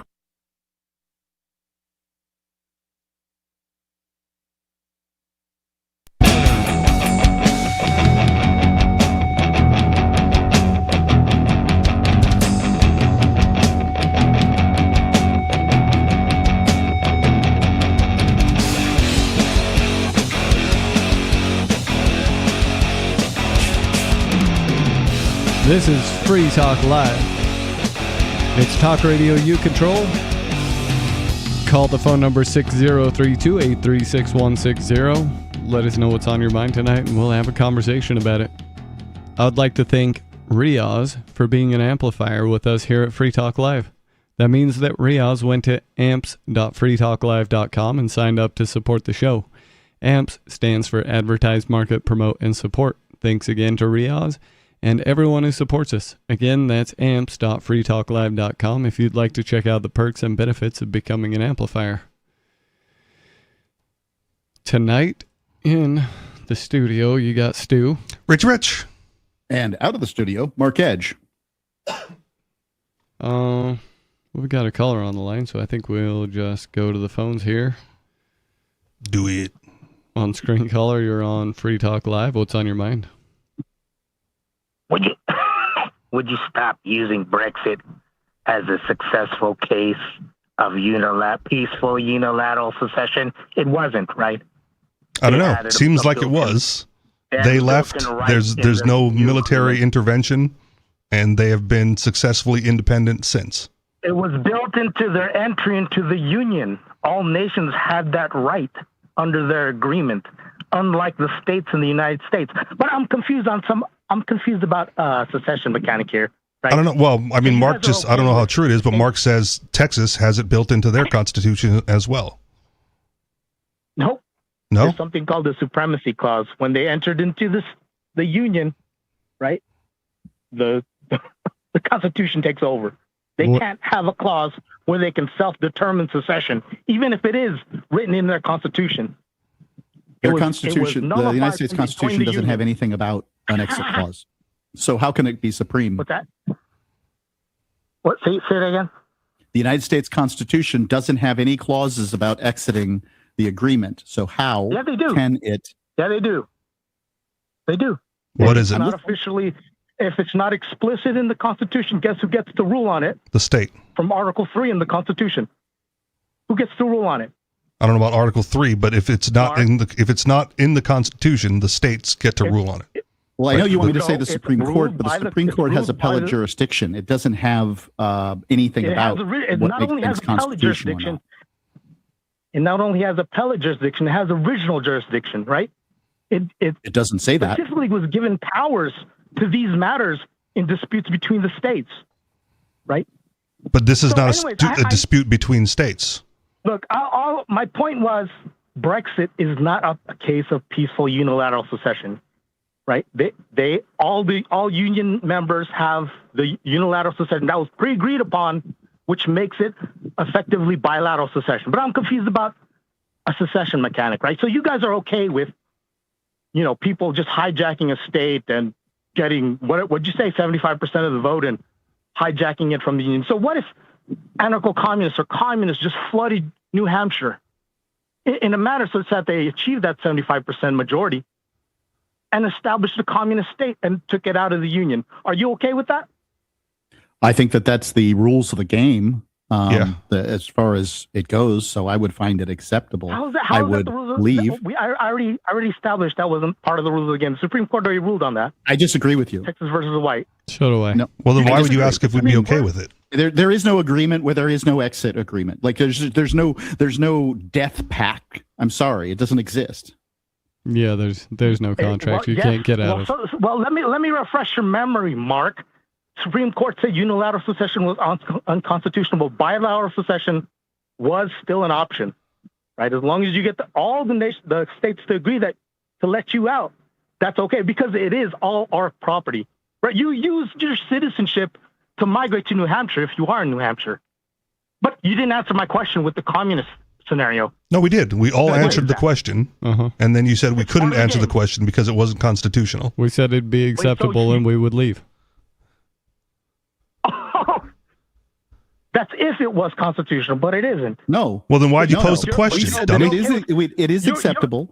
We claim it is constitutional, and if they were successful, and they will not be, because anarcho-communists can't get their act together to plan a lunch, let alone move to a state. And we've got LPNH running all those people out. We would leave. I think maybe they're more rational because they're not delusional enough to think that secession is a viable strategy before fiscal collapse. Then why'd you set it up as the premise for your hypothetical? I don't need to. I was just saying if you're okay with it. Okay, you caught me though. You're consistent, but you're okay with communists hijacking a total state, turning it into a communist state, forcing the people that the 25% that disagreed with them into their system. Don't you live in California? Okay with that, right? Are you kidding? They didn't secede and turn into a communist state yet. They're just turning it into a communist state from the inside. I can't. What you just described is the situation that exists already. Accelerations, remember? So what I would say is that the rules of the game are that they've told you some lies. Those lies. Hold on, Skeeter. I'm answering your question. Now, I can't answer for the other guys, but I can answer for me. The rules of the game are you get to vote and you can move and any variety of things. So long as you operate within the rules of the game, I support it as playing the game. I can vote about what? Yeah. You're being ambiguous, Mark. What can I vote about? You can vote about anything you want, as far as I'm concerned. Anything I want, I can vote. We can vote to kill people if we want to know. Functionally, I think you can. Yeah. According to the Constitution. I don't. The Constitution is just a bunch of toilet paper at this point. It is completely useless. It doesn't really mean a whole lot. According to the Constitution, you can own a gun, but you can't in California, right, Skeeter? The citizens don't vote to interpret the Constitution. The Supreme Court does that. I didn't claim that the citizens voted to interpret the Constitution. What I claimed was... Okay, I don't feel like you want to have a conversation. He usually doesn't. I do. Par for the course. Don't step on the last part of my argument. I'm finished now. Go ahead. Now you can talk. Oh, thank you for the permission. Go ahead, Mark. As far as I'm concerned, it is completely legitimate for libertarians or anarcho-communists to move to any given state and exert whatever power they wish to exert politically within the rules of the game to do whatever. The important part to note here is that you were lied about things like you own property. I mean, real estate property, not like a car or something. Hold on. Was under that. He's been muted. Go ahead, Mark. He said he was you done. own property that you're obligated, that you're part of this union, that they care about you, and any of these things. That America is all of this, the land of the free. You're not free. There's a set of rules, and they abide by some of them. All right. If you really look at the structure of property of this station, it's already established as a co-ownership. A mixed system, a mixed capitalist system of co-ownership. You do own some rights to your property, but not the full rights. No one is under that delusion, Mark. You guys keep reading your nonsense libertarian literature that fools you into thinking that. It never was that. Well, I think that if you're going to use terms like ownership, it should be something like ownership. Yeah. Say that again. You were talking over the last part of my argument. You keep saying you're done. To call something ownership, it should be ownership. So the same way I own my cell phone, the same way I own my shoes, the same way I own my car should be the same way that I own my property. Or we should come up with something else. And that something is a long-term lease with the rights of assignation. What about a condo? There's something called co-ownership, Mark. I'm not saying that there's not. I didn't say that there wasn't. I just want it abundantly clear that you don't own your land. Have you listened to this argument from Skeeter before, Mark? Partially own your land. Yeah, he has. Okay. I don't know why no, I haven't. Okay, so let me try to clarify Skeeter's point here, just so you understand a little bit more, Mark. Skeeter believes that every parcel of land is collectively owned by the 300 million Americans. We all 300 million of us, have equal ownership of all little parcel. No. And for you to do anything with your little parcel, that is wrong. You need permission from the 300 million other Americans in order to enact. On some things. Like ownership, like developing your land. Are you guys aware of like the bundle of rights theory? Right, for any piece of property, there's almost an infinite amount of rights that you can divide up. Sure. You can own a house on certain days, while another group of people may own certain rights to certain other days. A timeshare. Particular rights on other, condo, timeshare. What's your point? HOA. My point is co-ownership is very sophisticated. It's not just communism. But it's not as sophisticated as 300 million Americans owning the same piece of land and us needing to get permission from them to do stuff on our land. If you're honest with yourself and not deluding yourself that everybody is a free sovereign individual, right? You see how the system's developed. There are certain things that the collective determines the general rules of the game. They can even nullify the current property rights if they choose to. I thought the Constitution determined the rules of the game, or is that Peter, just you your do point 20 understand minutes that ago? the libertarians on this show do not have the political power to change the way ownership is defined within the United States. The only thing that I've ever proposed to do here on the air is to inform people that they are mistaken about owning land, that they do not have the right to, if you do not have the right to build. Like I said, no one believes in sovereign. Yes, they do. See, people literally buy land outside of places with zoning laws so that they can try to build different things. They want that. There is a demand for that. But the communists, the socialists, the fascists will always come in and point a gun at your face and say, you can't do that. I'm sorry, your shed's 13 by 15, not 13, but 12 by 15. Anarcho-capitalism is a radical system, right? People are not sure if it's stable enough to support itself. Right? A radical system if I actually own what I own. They have a seemingly working, stable model that they're not willing to risk. And it's dominating the world right now. I'm sorry, buddy. The fact is the United States was built on the backs of people who could build a freaking shed without your damn permission. Agreed. Thanks for the call tonight, Skeeter. We have a working model. having a bunch of ambiguous genitalia to having mamma jammas down at town hall, telling us what to do is a model that works. Yeah, and his idea of shared ownership is like if him and his buddies decided that, his mom was going to be forced into shared ownership of her house with him and his buddies. And so now they own part of the house. Well, according to him, we already do. The collective said so. We already do. He said it on air before, right? When you're born, you were granted, your fraction of collective ownership over all the land. And in order to make any adjustments to what you claim to be your properties, you need permission from all of us. I think that's not entirely inaccurate. It's probably more accurate to say each state has its own rules and it delegates those ability to towns, and then towns make their own rules and that kind of thing. But that is functionally what we've got. Yeah. You think you need Skeeter's permission to build a shed in your backyard? I don't think I need Skeeter's permission, but I damn sure need Keene, New Hampshire's. Well, but that's only a fraction of the 300 million people Skeeter thinks you need to get permission from. Well, So sovereign states, that's why we call them states, because states are organizations that claim the monopoly privilege over the use of violence in a given landmass, came together to form a union. What he's claiming is that union is very powerful. I'm not sure that power is legitimate, but let's say that the United States federal government, for the purposes of this conversation, hand some powers and rights to the state government through the force of their military, right? So all state power comes from the barrel of a gun. And the United States federal government has the biggest guns. So functionally, especially if you're talking about EPA rules, yes, Skeeter is correct. I still don't know how you made that jump from what Skeeter's position is.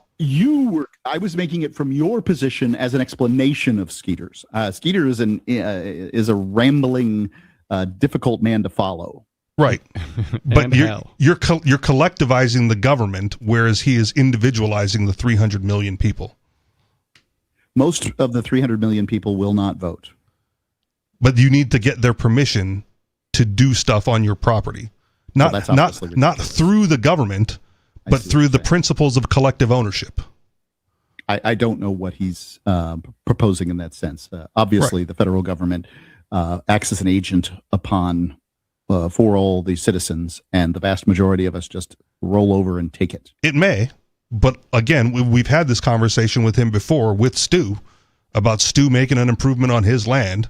and Skeeter being very clear that Stu needs the permission of 300 million other individuals who have fractional collective ownership over that property before he's allowed to make any legitimate improvements.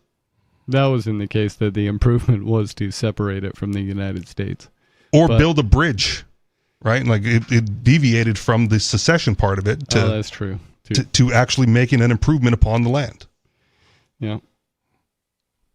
And it wasn't through the federal government delegating authority to the states. It was just, Stu, you're not allowed because you didn't get permission from 300 million Americans. Yeah, the guy's absolutely full of nonsense. As far as secession goes, I don't think, since the United States Constitution did not have a secession clause, did not have an exit clause, I do not think that means that, you just got to die, or that all the states have to vote on a state leaving or anything like that. Well, I think it has a burn it down clause. It's called the Declaration of Independence. Well, and New Hampshire has a burn it down clause too that, was it Section 2, Article 10, or Article 10, Section 2, whatever, the right to revolution. It's in there. No one wants to exercise it, but it's there. Yeah. The Constitution was put into place by the Second Continental Congress, and there could be a third. Didn't the We the People organization try this several decades ago? Yeah, I just don't think they had enough. Okay. I mean, most of the Continental They Congress held a convention. Yep. There were people that showed up, and then it kind of like went nowhere. Because it's probably a convention that was as well attended as the Libertarian National Convention. Well, and any sort of convention or declaration like that, right, has to be backed by force in some form or fashion. Otherwise, it just doesn't work, and you get overwhelmed by the people who are willing to use the force. You can declare it all you want. You can't defend it. It doesn't matter. The thing is the Articles of Confederation didn't have a lot of people prepared to use force on its behalf. Well, the United States federal government, the Constitution, has a lot of people who are willing to use force on its behalf. And that has made all the difference. However, I would point out to you, secession is something that's available to you today. Right now, you can secede. All you have to do is hop on a flight to wherever.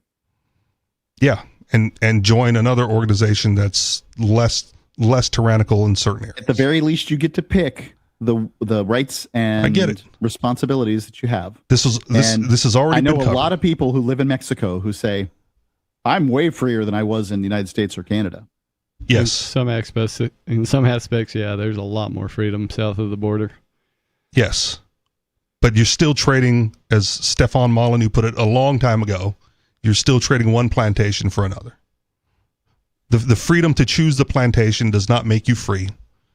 And I think, at least from the libertarian anarchist perspective, right, the goal is freedom. I understand not that. A freer plantation. If you were in fact a slave, which I presume the plantation analogy alludes to, if you were in fact a slave, you will certainly trade 5 lashes a day for 2 lashes a day. Sure. Or you grab the whip. And you start putting a whooping on the slave master. Yeah, but then the neighboring slave master is going to find out what you've done, and you're not going to make it. Because your entire surrounding society is not going to let you get away with that. But it's the state motto of New Hampshire. Live free or die. Death is not the worst of evils. That's part of the deal. You fight and maybe I don't die. Want another violent revolution, man. What's that? I don't want another violent revolution. I know. I know what happens with them. Well, for a brief period of time, you get a little bit freer. Well, I mean, it is a revolution, so you just get a bunch of blood and then end up right back going the same direction you were in the first place. I'd rather live through the period of time where you have the animated contest of liberty than like cycling back to whatever it was beforehand, right? Like that brief period of time between tyranny and tyranny again, right? Like let's live through that freedom. Can you tell me an instance where a revolution or whatever it is you're alluding to here, this brief period of free time, has resulted in sort of a longer term? Because let's take into consideration that the saying is the arc of freedom, the arc of the future bends towards liberty or something like that. Pardon me, if time's arc bends towards liberty. I'm not entirely sure what the quote is. Yeah, I don't agree with that, but go ahead. But it seems to. I think we're freer now than we were 10,000 years ago. By what metric? And, what's that? By what metric? By not getting lashed in order to make grain for the man. Okay. That's the metric that I would use. You have largely corporeal freedom. And my question would be is that what I want to do, if I advance anything, first I want to advance my freedom and my family's freedom. And then beyond that, I would want to see permanent and lasting freedom, kind of like doing away with slavery in the 1800s over the course of almost the globe. And I would suggest that you are then trapped in the prisoner's dilemma, because doing the right thing for yourself, if everyone does the right thing for themselves individually, right, everyone is worse off than if we had all collectively come together and stood up. No, I disagree. So, you can disagree, but that's the prisoner's dilemma. It's better. I understand what the prisoner's dilemma is. Okay. It's better that we have LCD TVs than it is to have cathode ray TVs. The reason that we have them is because somebody invented it, then some rich people bought it. And then as more people bought the LED TVs, then the prices came down to the point that I just looked at an LED TV today, a 55-inch LED TV for less than $500. And that's incredibly inexpensive by, TV standards and by LED, LCD. I'm sorry, I don't know which is which. They're not exactly the same, but we get the metaphor. Continue. Yeah. That's all I'm saying is that as people demand for themselves and take the steps to have more freedom, governments of the world will need to bend towards that. If the United States had said, welcome to all of the Syrians that were in big trouble, 10 years ago, then their king over there would have been like, I have no one to rule. It just in the same way as what if we threw a war and nobody came? What if you were a king and you ruled no one? Yeah. Again, I hear your point, and I don't see any governments, like especially the United States, getting more free over time. Like you're talking 10,000 years ago, what did the government, you're talking about just like one guy lording over you on the plantation. That again, that's a lot easier to overthrow than the giant apparatus that is the United States federal government. Yep, and governments are going to get harder and harder to overthrow as time goes by. But that should be a good thing in your world because they're getting more free, and so you wouldn't want to overthrow them. Well, I don't think they incrementally get more free, but I do think that as they rise, they often offer more freedoms. So right now what we see is we see companies trying to rule pieces of land and offer more freedom in order to get people to move there. There's if you go to freecities.org, you can see maps of the world where different places are trying to create new cities. Yeah, and those cities are going to be free. And they're still beholden to the overarching government that's there. Give us a call. The phone number here is 603-283-6160. Let us know what you think or talk about whatever you'd like. This is Free Talk Live.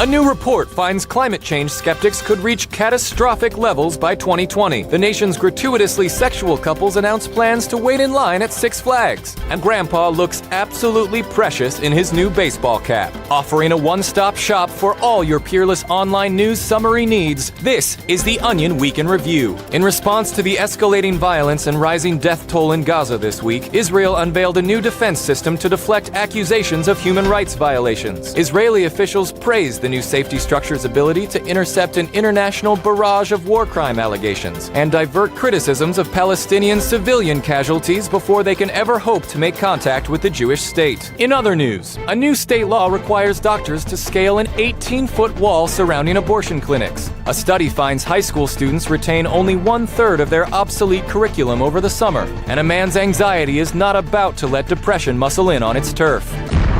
This is the Onion News Network.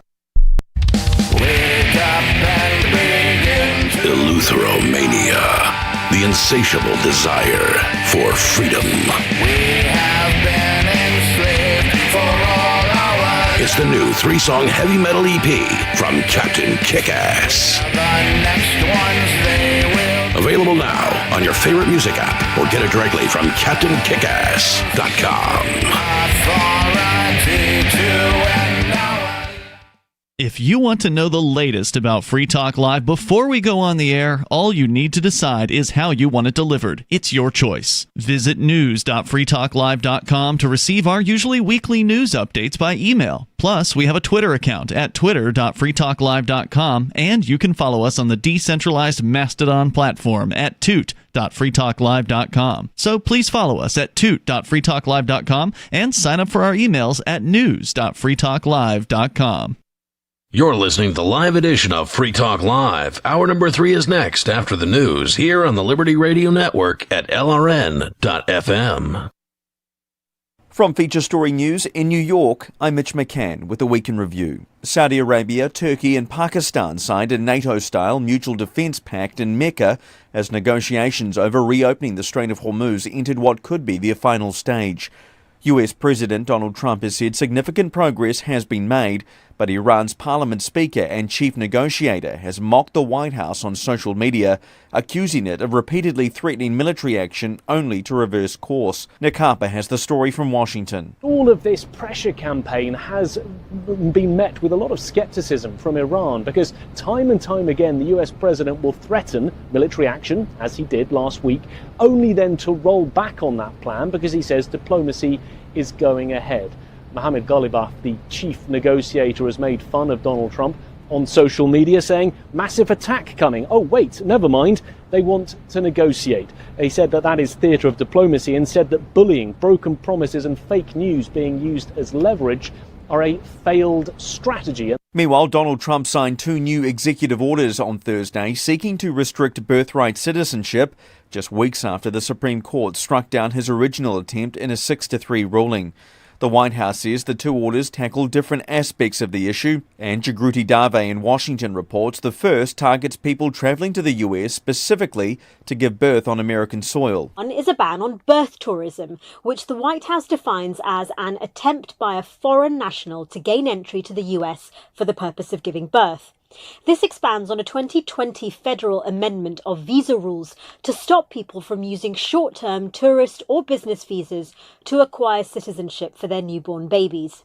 In the second order, the White House has widened the categories of people who are not entitled to birthright citizenship. A United States Senate committee has voted along party lines to hold Dr. Anthony Fauci in contempt of Congress after the former government infectious disease chief invoked his Fifth Amendment right against self-incrimination more than 100 times during testimony last week. Senator Rand Paul, the Republican who chairs the Homeland Security Committee, says the contempt referral was made to the Justice Department on Thursday. Dr. Fauci's lawyer has called the vote a political stunt, saying his client has committed no crime. James Goodison reports from Washington. Effectively, Dr. Fauci believes and has said publicly that COVID originated naturally in Wuhan. The senator, from his point of view, believes that it came from a lab. And not only that, he accuses Dr. Fauci during his time in government of funding research in China that sparked the pandemic and then lying about it to Congress. Ukraine has warned that deliveries of air defense missiles from its allies fell by a third in the first half of this year, compared with the same period in 2025. The warning comes as Ukrainian President Volodymyr Zelensky says Russia is ramping up missile production ahead of a likely winter campaign targeting the country's energy infrastructure. The European Commission last week released nearly €3.5 billion, approximately $3.8 billion, earmarked for drones, missiles, air defence and fighter jets. William Dentilo reports from Brussels. The country's President Volodymyr Zelensky has issued a stark warning that Russia is bolstering its missile production ahead of a likely winter campaign to again target Ukraine's energy infrastructure. That is why he says that urgent action is needed from Kyiv's allies, especially amidst this warning from Ukraine that the supply of ballistic the supply of air defense missiles to counter the threat from ballistic missiles from allies is down by a third. Bangladesh's foreign ministry said this week it is outraged that India permitted deposed Prime Minister Sheikh Hasina to hold a virtual press conference in New Delhi on Wednesday, the second anniversary of her ouster. Dhaka says the event on Indian soil is an affront to Bangladesh's sovereignty and says it had warned New Delhi in advance that allowing the former leader's political activities could damage bilateral relations. India says the event was organised by a private media body and that the views expressed were not endorsed by the government. Ishan Garg reports from New Delhi. The Indian government says that not only was this a private event, but it also says that the views that are being expressed on that forum are not endorsed by New Delhi, very publicly distancing itself from this entire event. This is, of course, not the first time Sheikh Hasina has spoken out in the public, but of course she hasn't appeared in person or on a video in public as well. And that's what we saw in the latest press conference she does as well. It was only an audio link. From Feature Story News in New York, I'm Mitch McCann, and that was the Week in Review. A report published this week found that a growing number of Americans are being forced to make ends meet by collaborating on songs with Miami-based rapper Pitbull. Citing rising income inequality and a turbulent job market, the report found many U.S. citizens moonlighting as recording artists, mixing drum beats, and guest starring on tracks for the Latin American producer. It's exhausting, between being part of Pitbull's entourage anytime he's on a club tour and mixing new hooks for him every few nights. I barely see my wife anymore. It's not like I want to do another remix with Avicii, but we really need the money. Okay, sure. I need to get back to work. In a groundbreaking find, paleontologists this week unearthed the earliest known dinosaur stickers on record. Reportedly discovered in a box labeled Greg's Room, the excavated remains of the reptile adhesives include such stunning specimens as a Triceratops featuring the words Dinos Rock, an Apatosaurus sticker, and the extremely rare puffy kind. This is the Onion News Network. You can stick it to the man and big tech. Join our FTL social mastodon at social.freetalklive.com.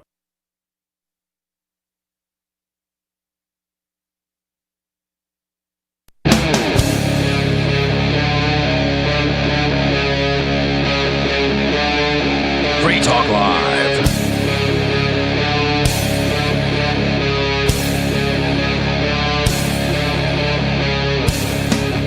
This is Free Talk Live, talk radio you control. You can get in on the action by calling 603-283-6160. On the show tonight, you've got Stu, Rich, and Mark Edge. Remotely. Yes.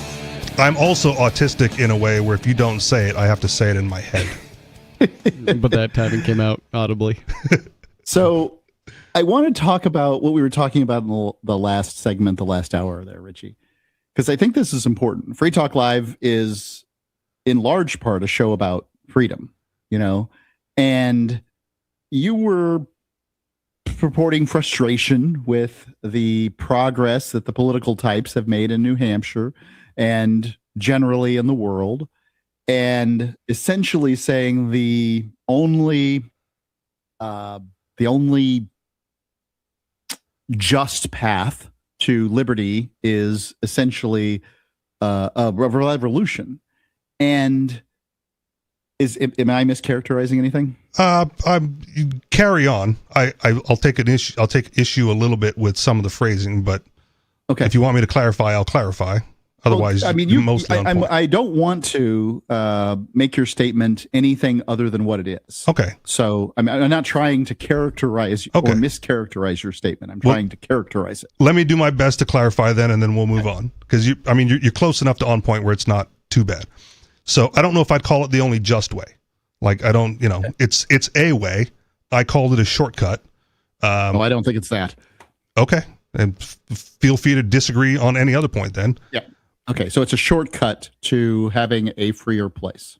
Sure, and I'm of the I'll say Larkin Rose sensibility, where if you gain your freedom by getting permission from the master, who can then take it away at any time at his will and at his whim, because he is the sovereign, right? Then your freedom doesn't really exist.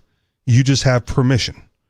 And if you want to go back to 2 lashes is better than 5, I would rather see a slave uprising where the lash count comes down to 0, even if for a brief period of time that those slaves can enjoy, those former slaves can enjoy 0 lashing.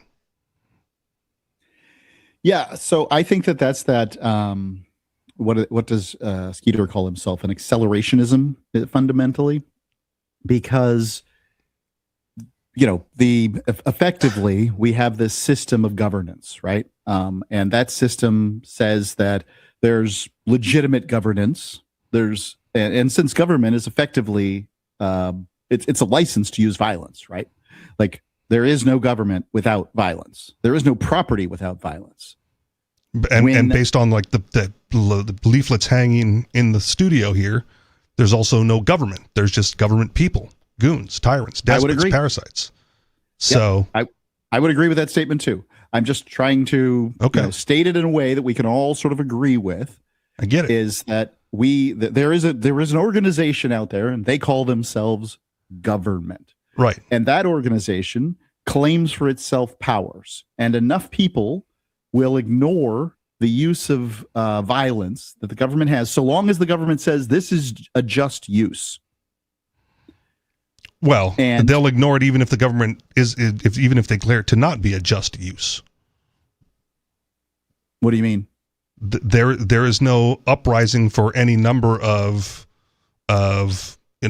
aggressive acts by other foreign states, right? Like, there's multiple wars going on, the genocides around the world, right? We go, well, that's an unjust use, but nothing becomes of it.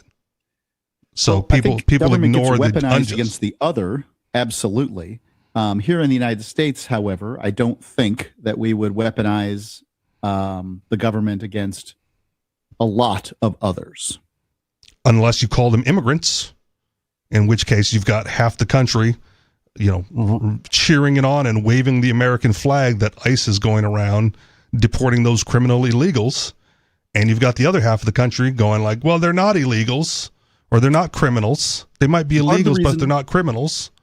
Part of the reason that Joe Biden got elected was because Trump made the foolish mistake of separating families at the border. Okay. And presumably he has learned something about that. I'm not hearing as much about that kind of thing as I have in the past. Yeah, because Trump said we'll keep them together by deporting them all. Right. So he has deported American citizens who, children born under the birthright citizenship. He has deported them to keep them with their immigrant parents. And if you haven't heard anything about it, it's because they're stifling it or people have given up caring about it. And then they transition, they move the goalpost to, well, let's have a discussion. Let's have a Supreme Court ruling on the legitimacy of birthright citizenship so that this past issue doesn't get talked about anymore, because it's now okay to deport American citizens who are born to immigrant parents. Legally, constitutionally. Well, it's okay to send kids away with their being deported parents, I think, is the way that they would phrase it. Again, I'm not here to defend or to indict the Trump administration on its immigration policy. Okay. I think it's an intractable problem made worse by welfare. Okay. The point that I'm going to make on it seems like an unjust use of violence. Look, if you want me to say that a revolution, were you able to get enough people together to have an effective one, and I do not think that there is any scenario where that happens.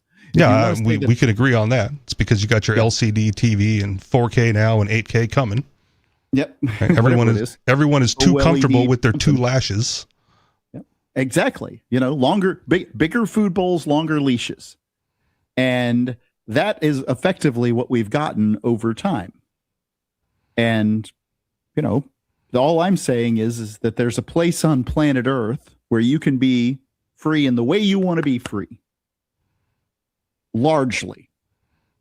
So if your thing is smoking weed, shooting machine guns, gambling, and hookers, Nevada's the place for you, right?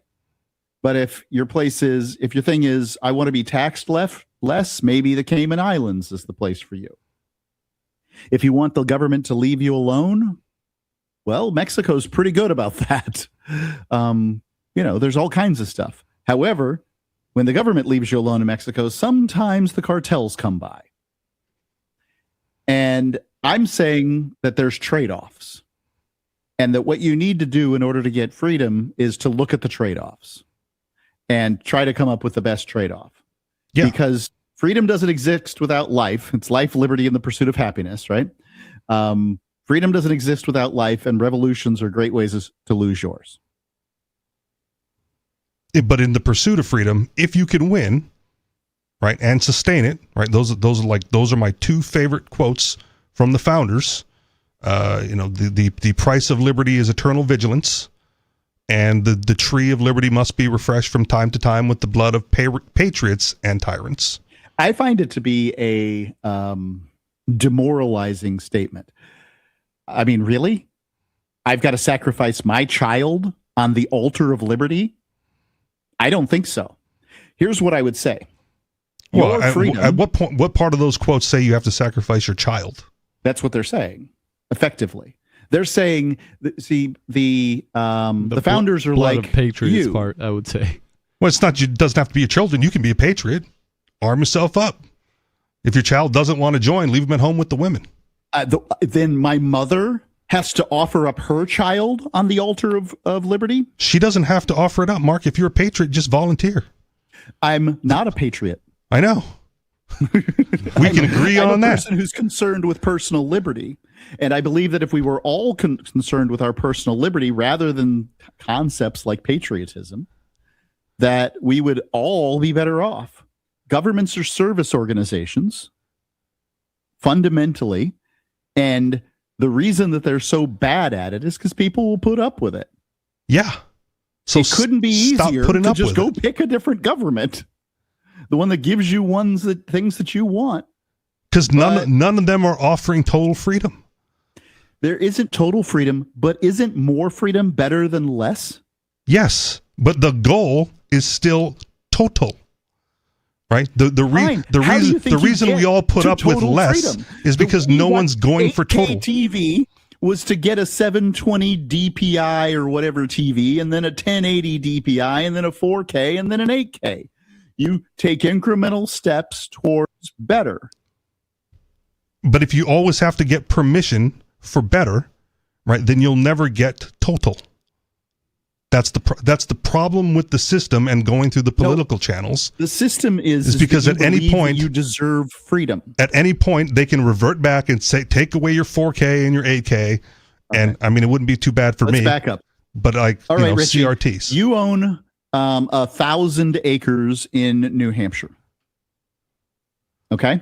Okay. On that 1,000 acres, you build some houses and you let people rent those houses. Okay. Okay.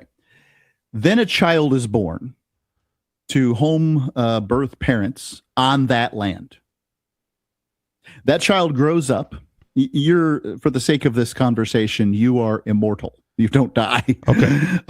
I can pause you already because this is the same argument Skeeter always brings up. And it's like, does the child have a right to fight? Well, yeah. No, if I'm oppressing him. Does the child have the right to vote on how you run that 1,000 acres? No. Then you don't have a right to say anything about the United States government. You were born on their land. Yeah, I get it. But if their system of acquiring land is through violence, well, then I'm just playing by their rules and hopefully winning the violent battle. That's how revolutions have been fought throughout time. That's why I'm calling for one. You know what? They've been highly unsuccessful, and they're getting less and less successful as time goes by. Okay. The Erica Chenoweth, and I can't remember the other author's name, in their book, Civil something, I'm missing it. They went through revolutions from 1900 through the 2000s. They looked at them all, and they said that violent revolutions are getting less and less effective over time. And there are revolutions that work, basically protesting and these sorts of things. But I wouldn't give my time to my enemy protesting either. And you'd have to get enough people because, there's nothing anyone loves to see more than a protester get it real good if they don't have enough people who agree with them. Yep, Mark's got a point. The French yellow vest movement was quite a thing and didn't seem to get them a lot of ground either. And I would say that there are tactical problems with that. But I do like the French when they roll out the guillotines, right, and go after the local governments. The problem with the French is they're protesting for more socialism and less freedom, and I go, not worth it there either. Right. They're like, this government isn't giving us enough free stuff. Let's kill them all. Their bloody revolution didn't get them any more freedom. In fact, one could argue it got them less freedom. Well, they weren't fighting for freedom. They were fighting for more handouts. Yeah, but they were fighting for a change in the state. And the state saying, hey, the state has enough power. We don't need more power in this particular area is surprising to me. Okay. And I would say that's what separates Americans from the French, is that I would hope that the ones, especially the ones moving to New Hampshire, would fight for more freedom, not just for more permissions. Any fighting, literal fighting, is going to be met with literal fighting, and it isn't going to work. Yeah, there's one side of that that's going to be way better than the other side. So my thoughts, and I think that's defeatist. My thoughts on all of this is that when we talk about freedom, what we're really talking about is the lack of coercion, right? So if you want to talk about a total freedom, you're never going to get there, because even if you were to escape all human coercion, you still have natural coercions. You still have earthquakes and weather events, and the lion's still going to try to eat you. And I don't think that's a limitation on freedom. That's the animating contest of liberty. Freedom includes not being eaten by the lion, doesn't it? Well, that's part of the animating contest of liberty. If you can muster an opposition to the United States federal government, right, the lion is not a problem.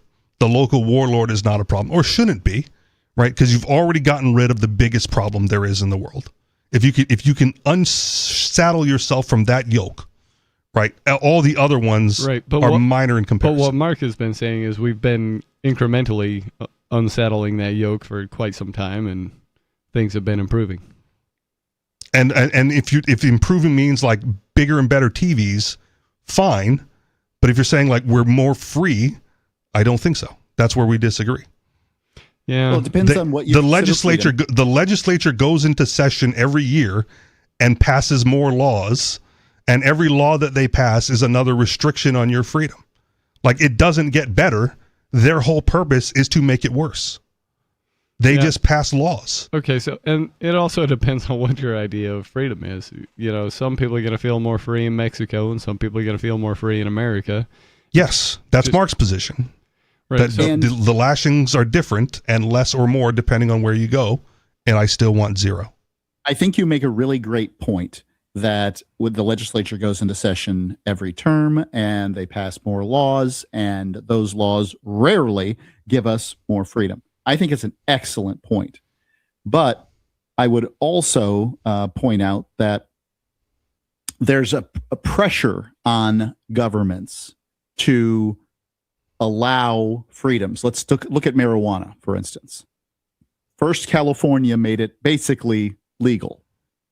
And then the Colorado feds went after Washington. them. What's that? I said, and the feds went after them. Let's not forget. Let's not forget about the DEA raids to the legal marijuana dispensaries in California when this first was a thing. The taskmaster does not like the slaves getting out of line. I'm fully clear. If you want to use the slave analogy, I'm clear that the taskmaster will provide the lashes. But now, weed, I started Free Talk Live in 2002, and we spent a lot of time talking about marijuana and the concomitant problems that came with it. 25 years later, weed is basically legal everywhere in the United States. I don't know about Texas and things like that. I can't really speak to it, but yeah, it looks darn legal here in Florida with dispensaries and on the corner and stuff like that. Yeah, and it only took 25 years and sacrificed how many weed smokers to get there? A third of a lifetime? A third of a lifetime. That's a long time. Freedom That's a isn't an long option. time. That's a Okay, long let's time to start like there. vote your way to freedom. Freedom has not been an option. I didn't advocate for voting. I advocated for moving places. Vote with your feet. Those freedom places isn't an option. didn't there. start with like legalizing it for the betterment of the people. It started because the people there voted to make it legal. Yes. While In some California, people they voted to make it legal. while some people just smoked it, risked arrest, were arrested, wasted away in jail for the prime of their life, right? While the politicos are like, well, just move someplace where you can vote to smoke weed, or move someplace where they've already laid the groundwork for you, right? Like that. I hate to bring up Ian, but that was his big thing when anyone would call in and say, well, I'll move to New Hampshire once you guys set it free. Like, well, don't move. Like, come and do the work, right? That was the position. So like waiting for some place to legalize it so you can waltz in and having put nothing into getting it is kind of odd as well. All I'm concerned with, what I realized in 25 years of doing Free Talk Live is you cannot force freedom down people's throat. The vast majority of people don't want it. There's a small percentage, and I'm going to say 20%. I like the 80-20 rule generally. 20% of humans are what I'm going to call wild humans or feral humans, right? And 80% of them are just domestic. The domestic humans are the crabs in the bucket. They will pull you down. Yeah. And the only freedom fundamentally is the freedom to leave. The state of New Hampshire, the state of Hawaii, the state of California owns all the property within it. And Skeeter's right. Like fundamentally, at the crux of his argument, I may disagree with him. I may find him highly annoying, but he ain't wrong that the state owns your land. And as soon as you give that up, give up the idea that home ownership somehow really gives you the right to be free or something, then you can start saying, okay, well, as a person who's free to leave, then, and by the way, slaves are not free to leave. As a person who is free to leave, how can I get more free? And I would say that the Bundy Ranch standoff proved a little bit that you can win a show of force against the government when it comes to use of land. Yep.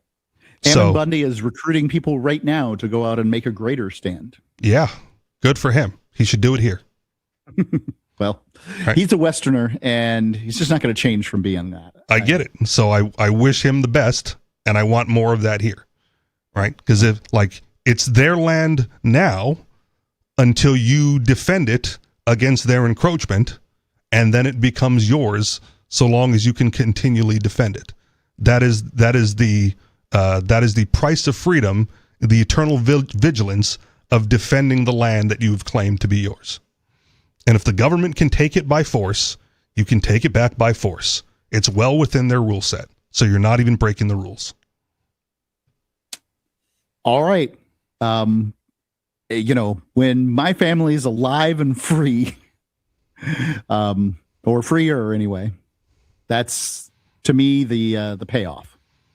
Yeah, fine. I think that's a Samuel Adams quote in there somewhere. It's a long one, so I don't remember the whole thing. May your chains rest lightly upon you. That's the one. Go from us in peace. We seek not your counsel nor your arms. We don't need you. We don't want you.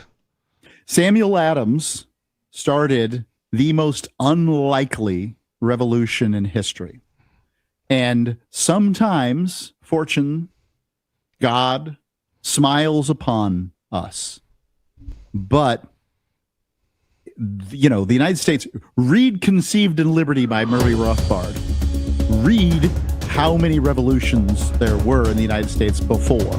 Because I couldn't even begin to describe how many there were after. I don't care. I just want it again. All right. Give us a call.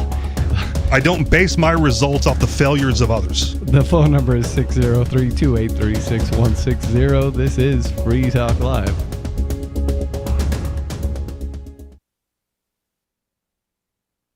Once New Hampshire is an independent nation, what about travel? Would you need a passport to go to Maine, Vermont, or Massachusetts? Look, it's just a media scare tactic.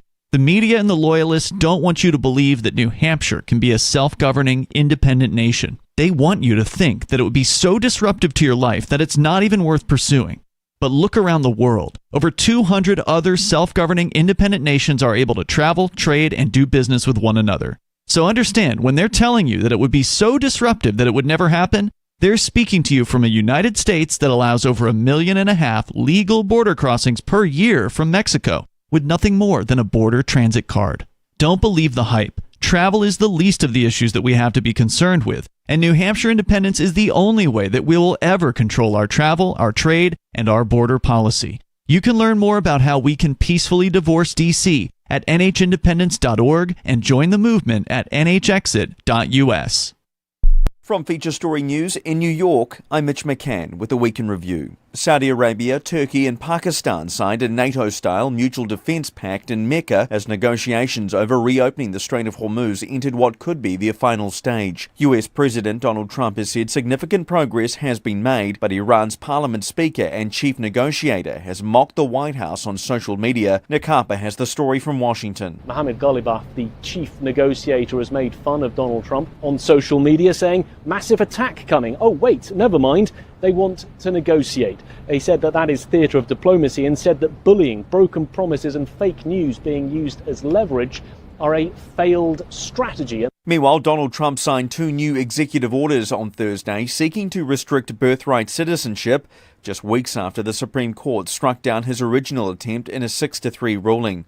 The White House says the 2 orders tackle different aspects of the issue, and Jagruti Dave in Washington reports the first targets people travelling to the US specifically to give birth on American soil. One is a ban on birth tourism, which the White House defines as an attempt by a foreign national to gain entry to the US for the purpose of giving birth.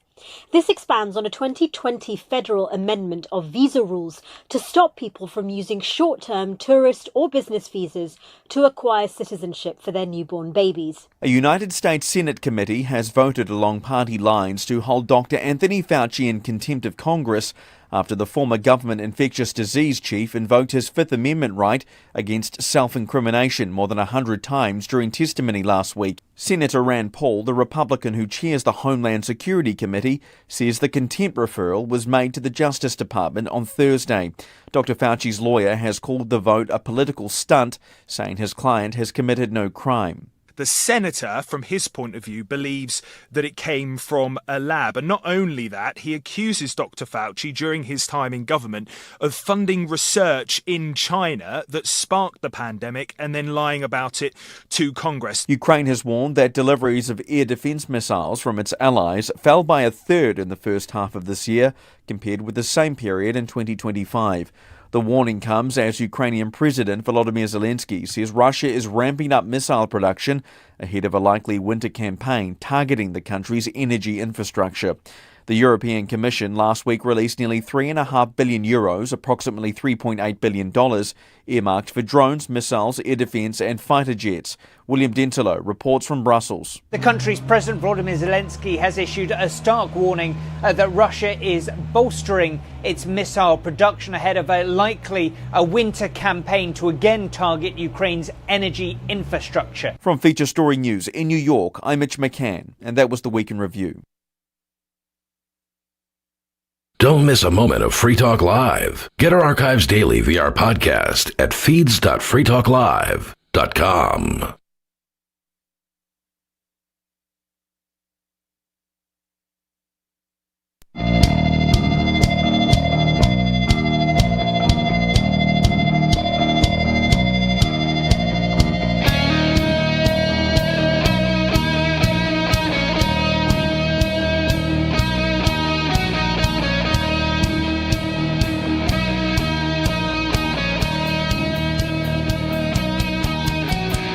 This is Free Talk Live, talk radio you control.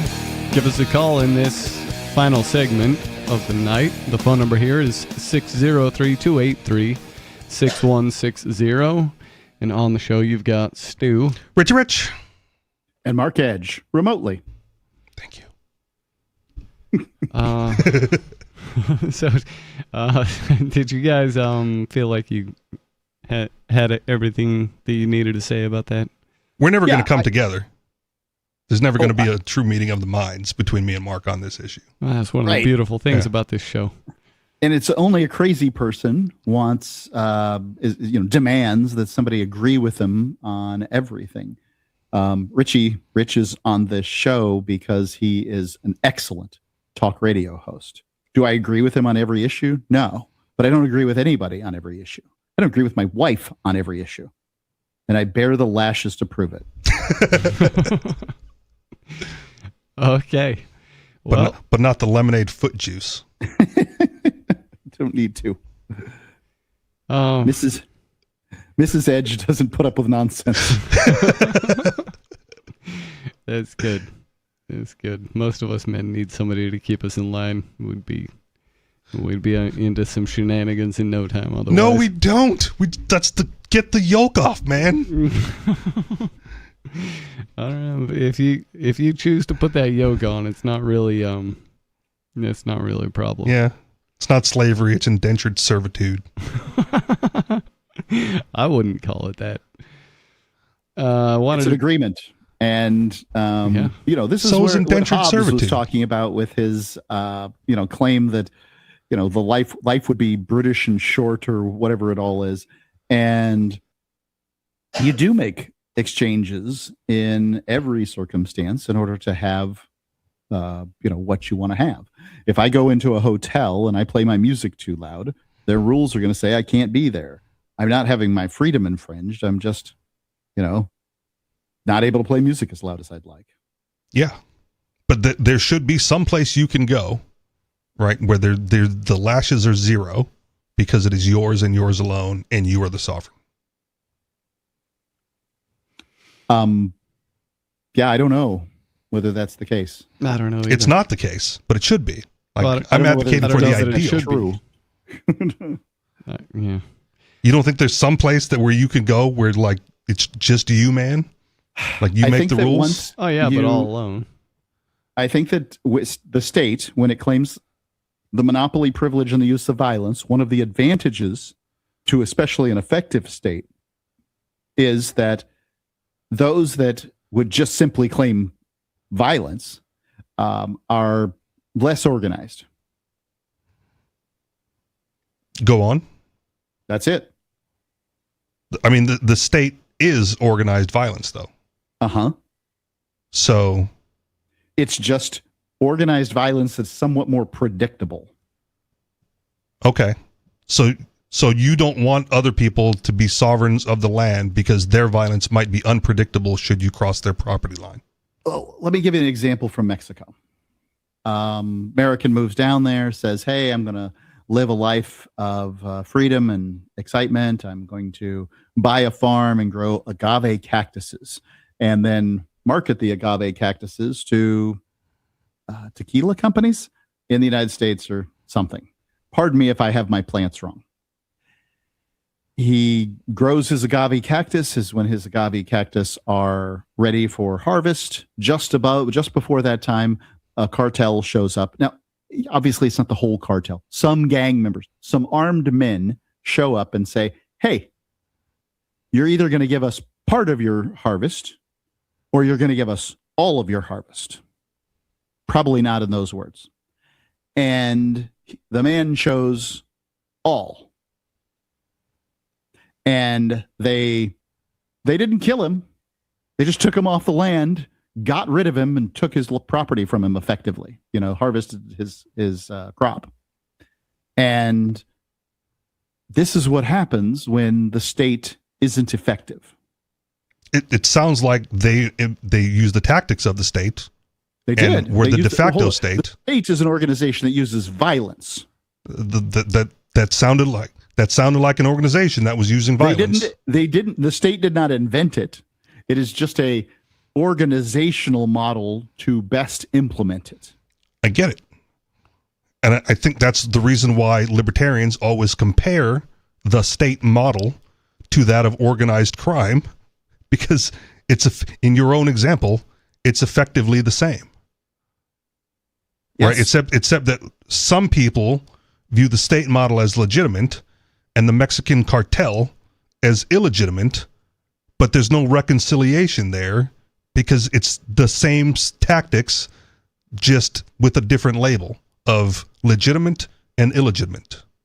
Yes, what I would call a criminal gang is a would-be state. Okay. So, in your example, the state showed up. He didn't want them to take a portion of it. He wanted to fight, and he lost. And that's the end of it. I think it's highly unrealistic. In fact, why are you and Skeeter using highly unrealistic examples? It's unrealistic and duplicitous to make the claim that I'm against violence.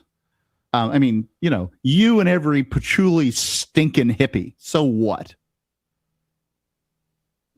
At what part of what I've said all night makes you think I'm against violence? Organized crime is just, a state that came by.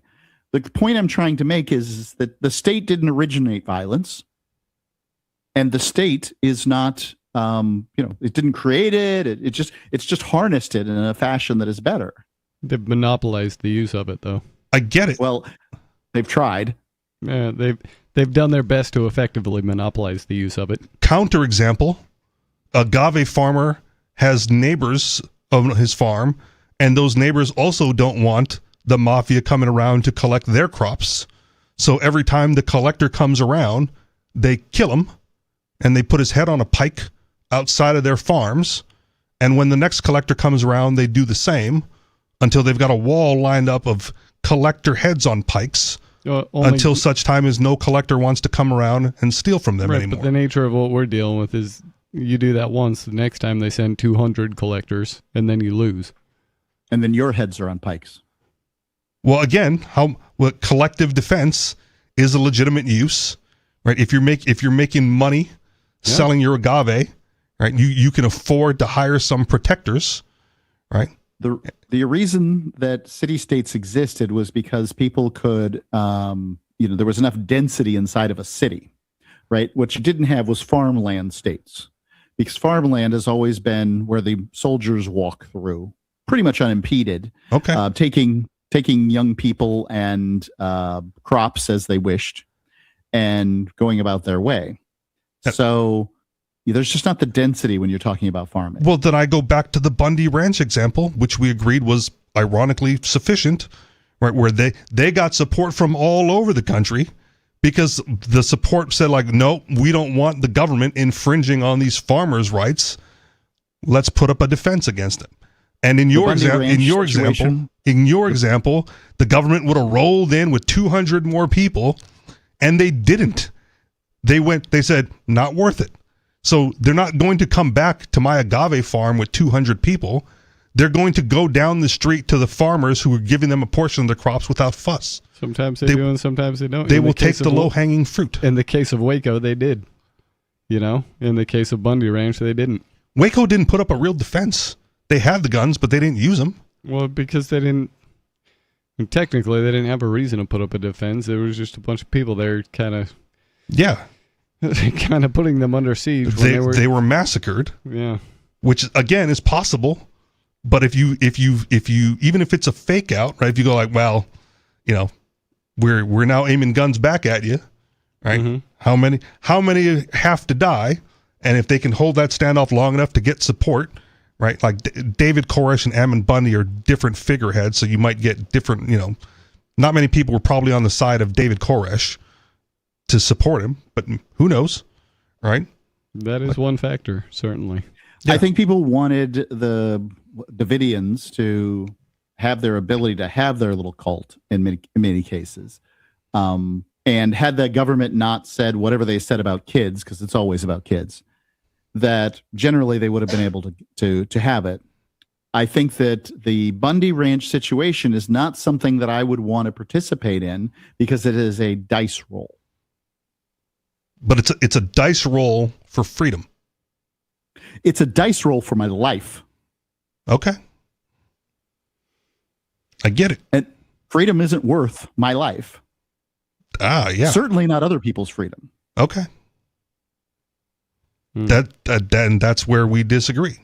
No, what I'm saying is you cannot force people to have freedom. I'm not trying to force people to have freedom. I just want those people. They can have as much freedom as they want today by opting out of the system. Not unless they want absolute total freedom. There's no opting out. You can move plantations. Have everything, but you can have steps towards what you want. And if you're unreasonable, absolutely, you're liable to get bad results. Not wanting people to oppress me is not an unreasonable position. The unreasonable position is like, I'm okay being oppressed a little bit as long as you don't take away my life or my TV.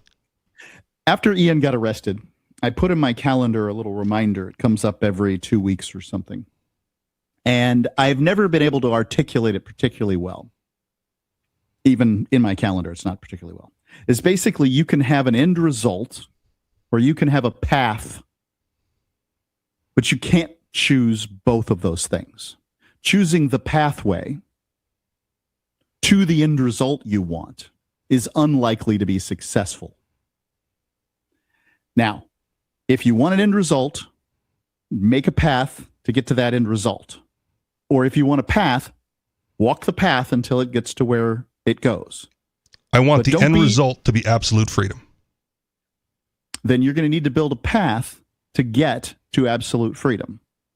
And I'd love to hear ideas about how to get there, but I won't be participating in any of them that result in people shooting at me. Fine.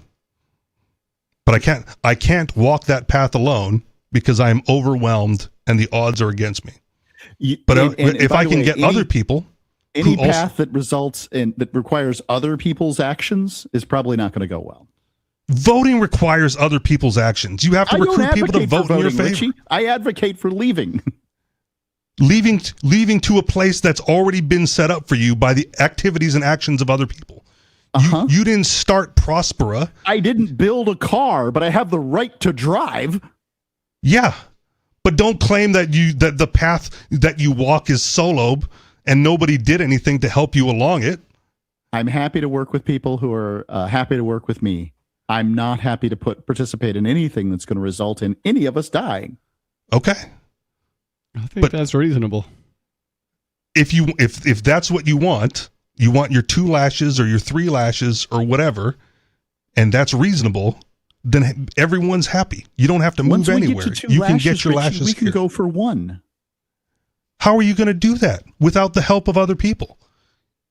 There will be a market demand once a place exists where more freedom, better than less freedom. You will see more market demand.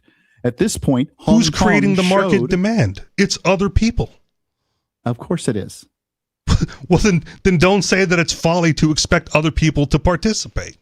No, I'm not saying it's if you just expect things to this is the same argument that, well, if we could get everybody to do this, well, yeah, if you could get everybody in Florida to vote the way you wanted them to vote, you'd be all right.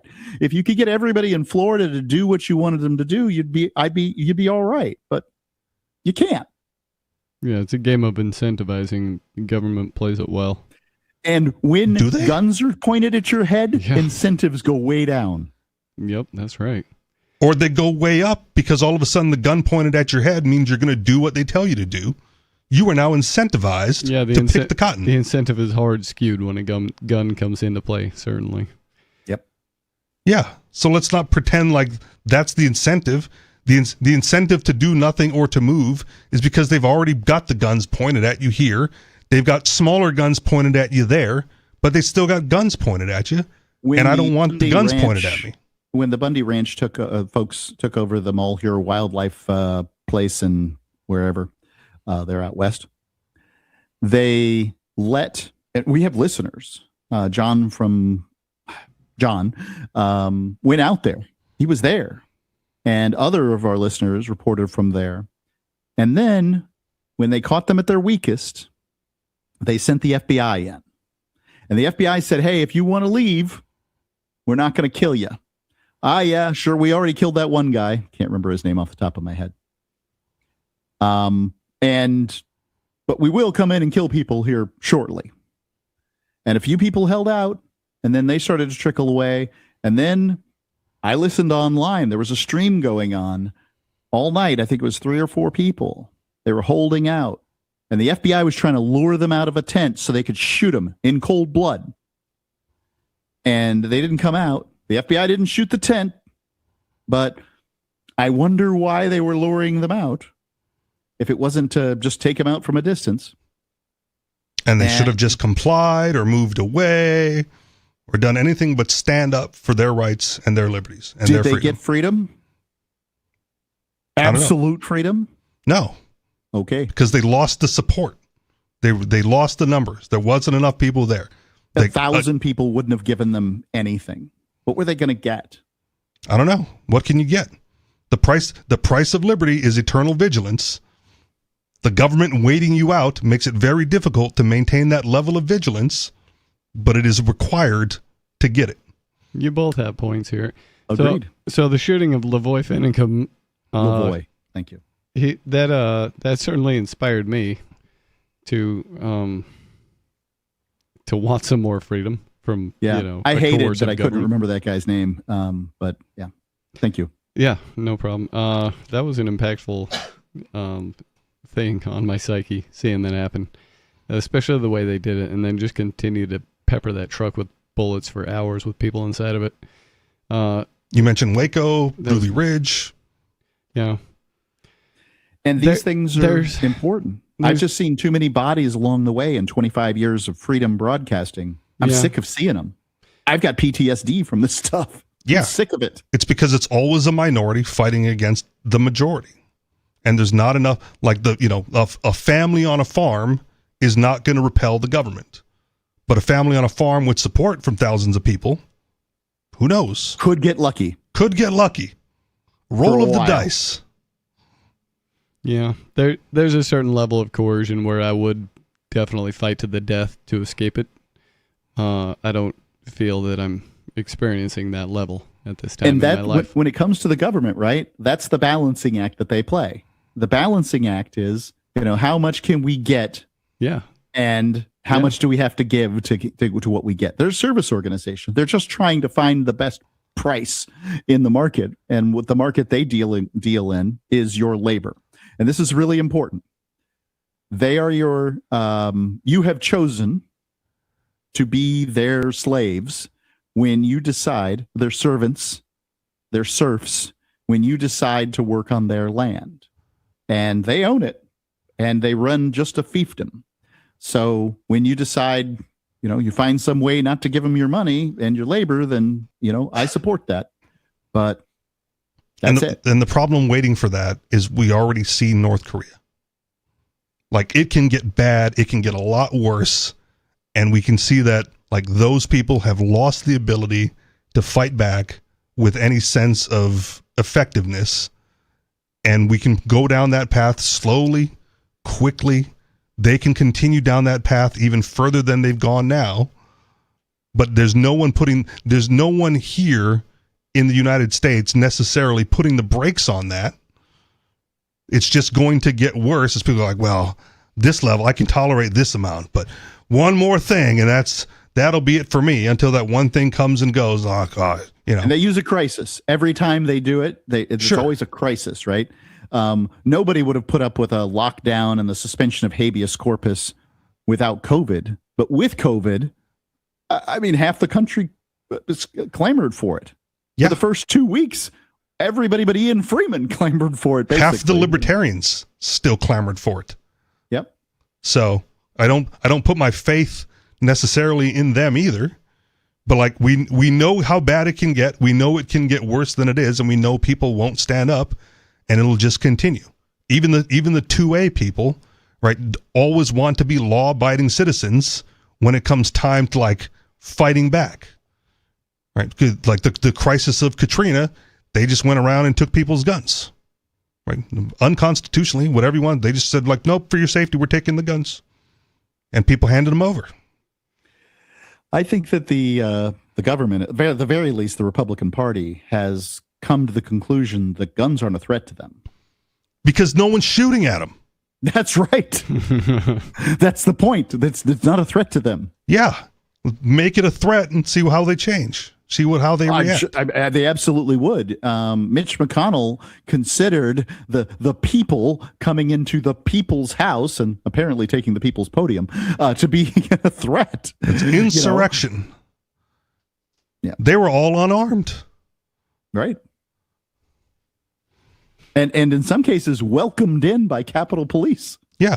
Well, that one dude had a pretty scary looking Viking hat. Okay.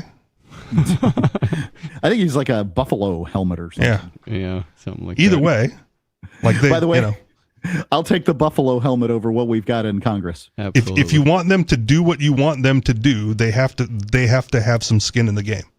And right now, as you said, there's no threat to them. There's no skin in the game.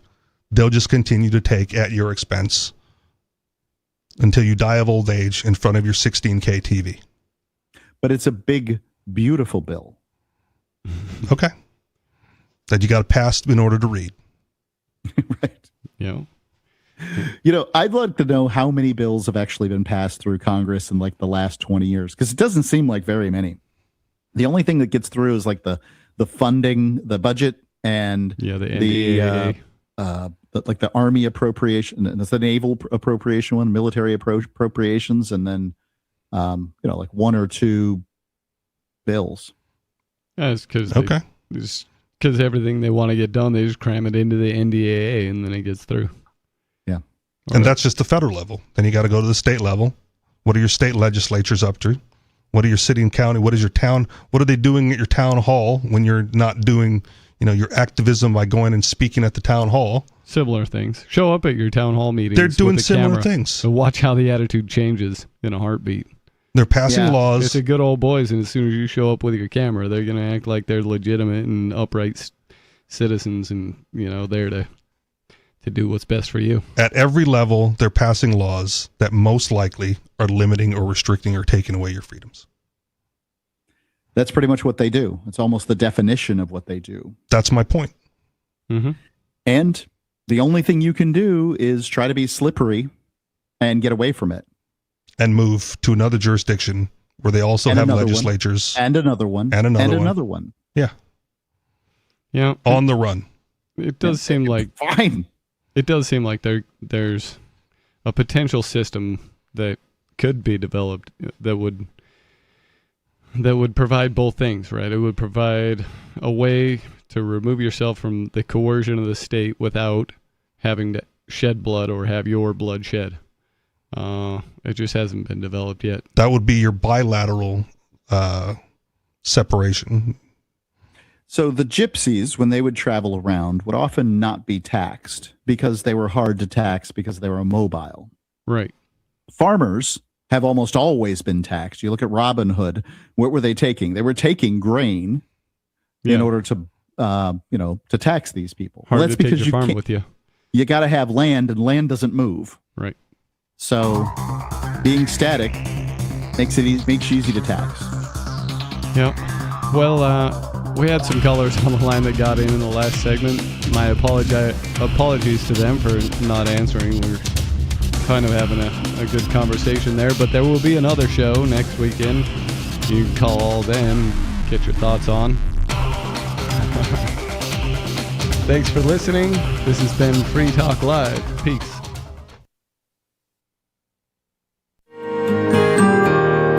So the protection of life, liberty, and property is what the Free State Project is all about. But it's an effort to move 20,000 people who understand. It's about demonstrating to the entire country that, yeah, we can have a free market, a truly free market. Making it just a freer, great place to live. It's the world's largest voluntarist libertarian community, and it's only getting bigger. That's amazing, to be able to move to a place where other people passionately believe in being free and independent. What the Free State Project is managing to do, though, is to put their money where their mouth is. It's physically getting up across the country and saying, let's go someplace and let's demonstrate the power of these ideas. There's a lot of kind of philosophy that surrounds liberty. There's a lot of thinking about it and talking about it. But here in New Hampshire, people are doing it. 101 Reasons Liberty Lives in New Hampshire, a documentary by Free State Project Early Movers. Watch it free at 101reasonsfilm.com. 101reasonsfilm.com.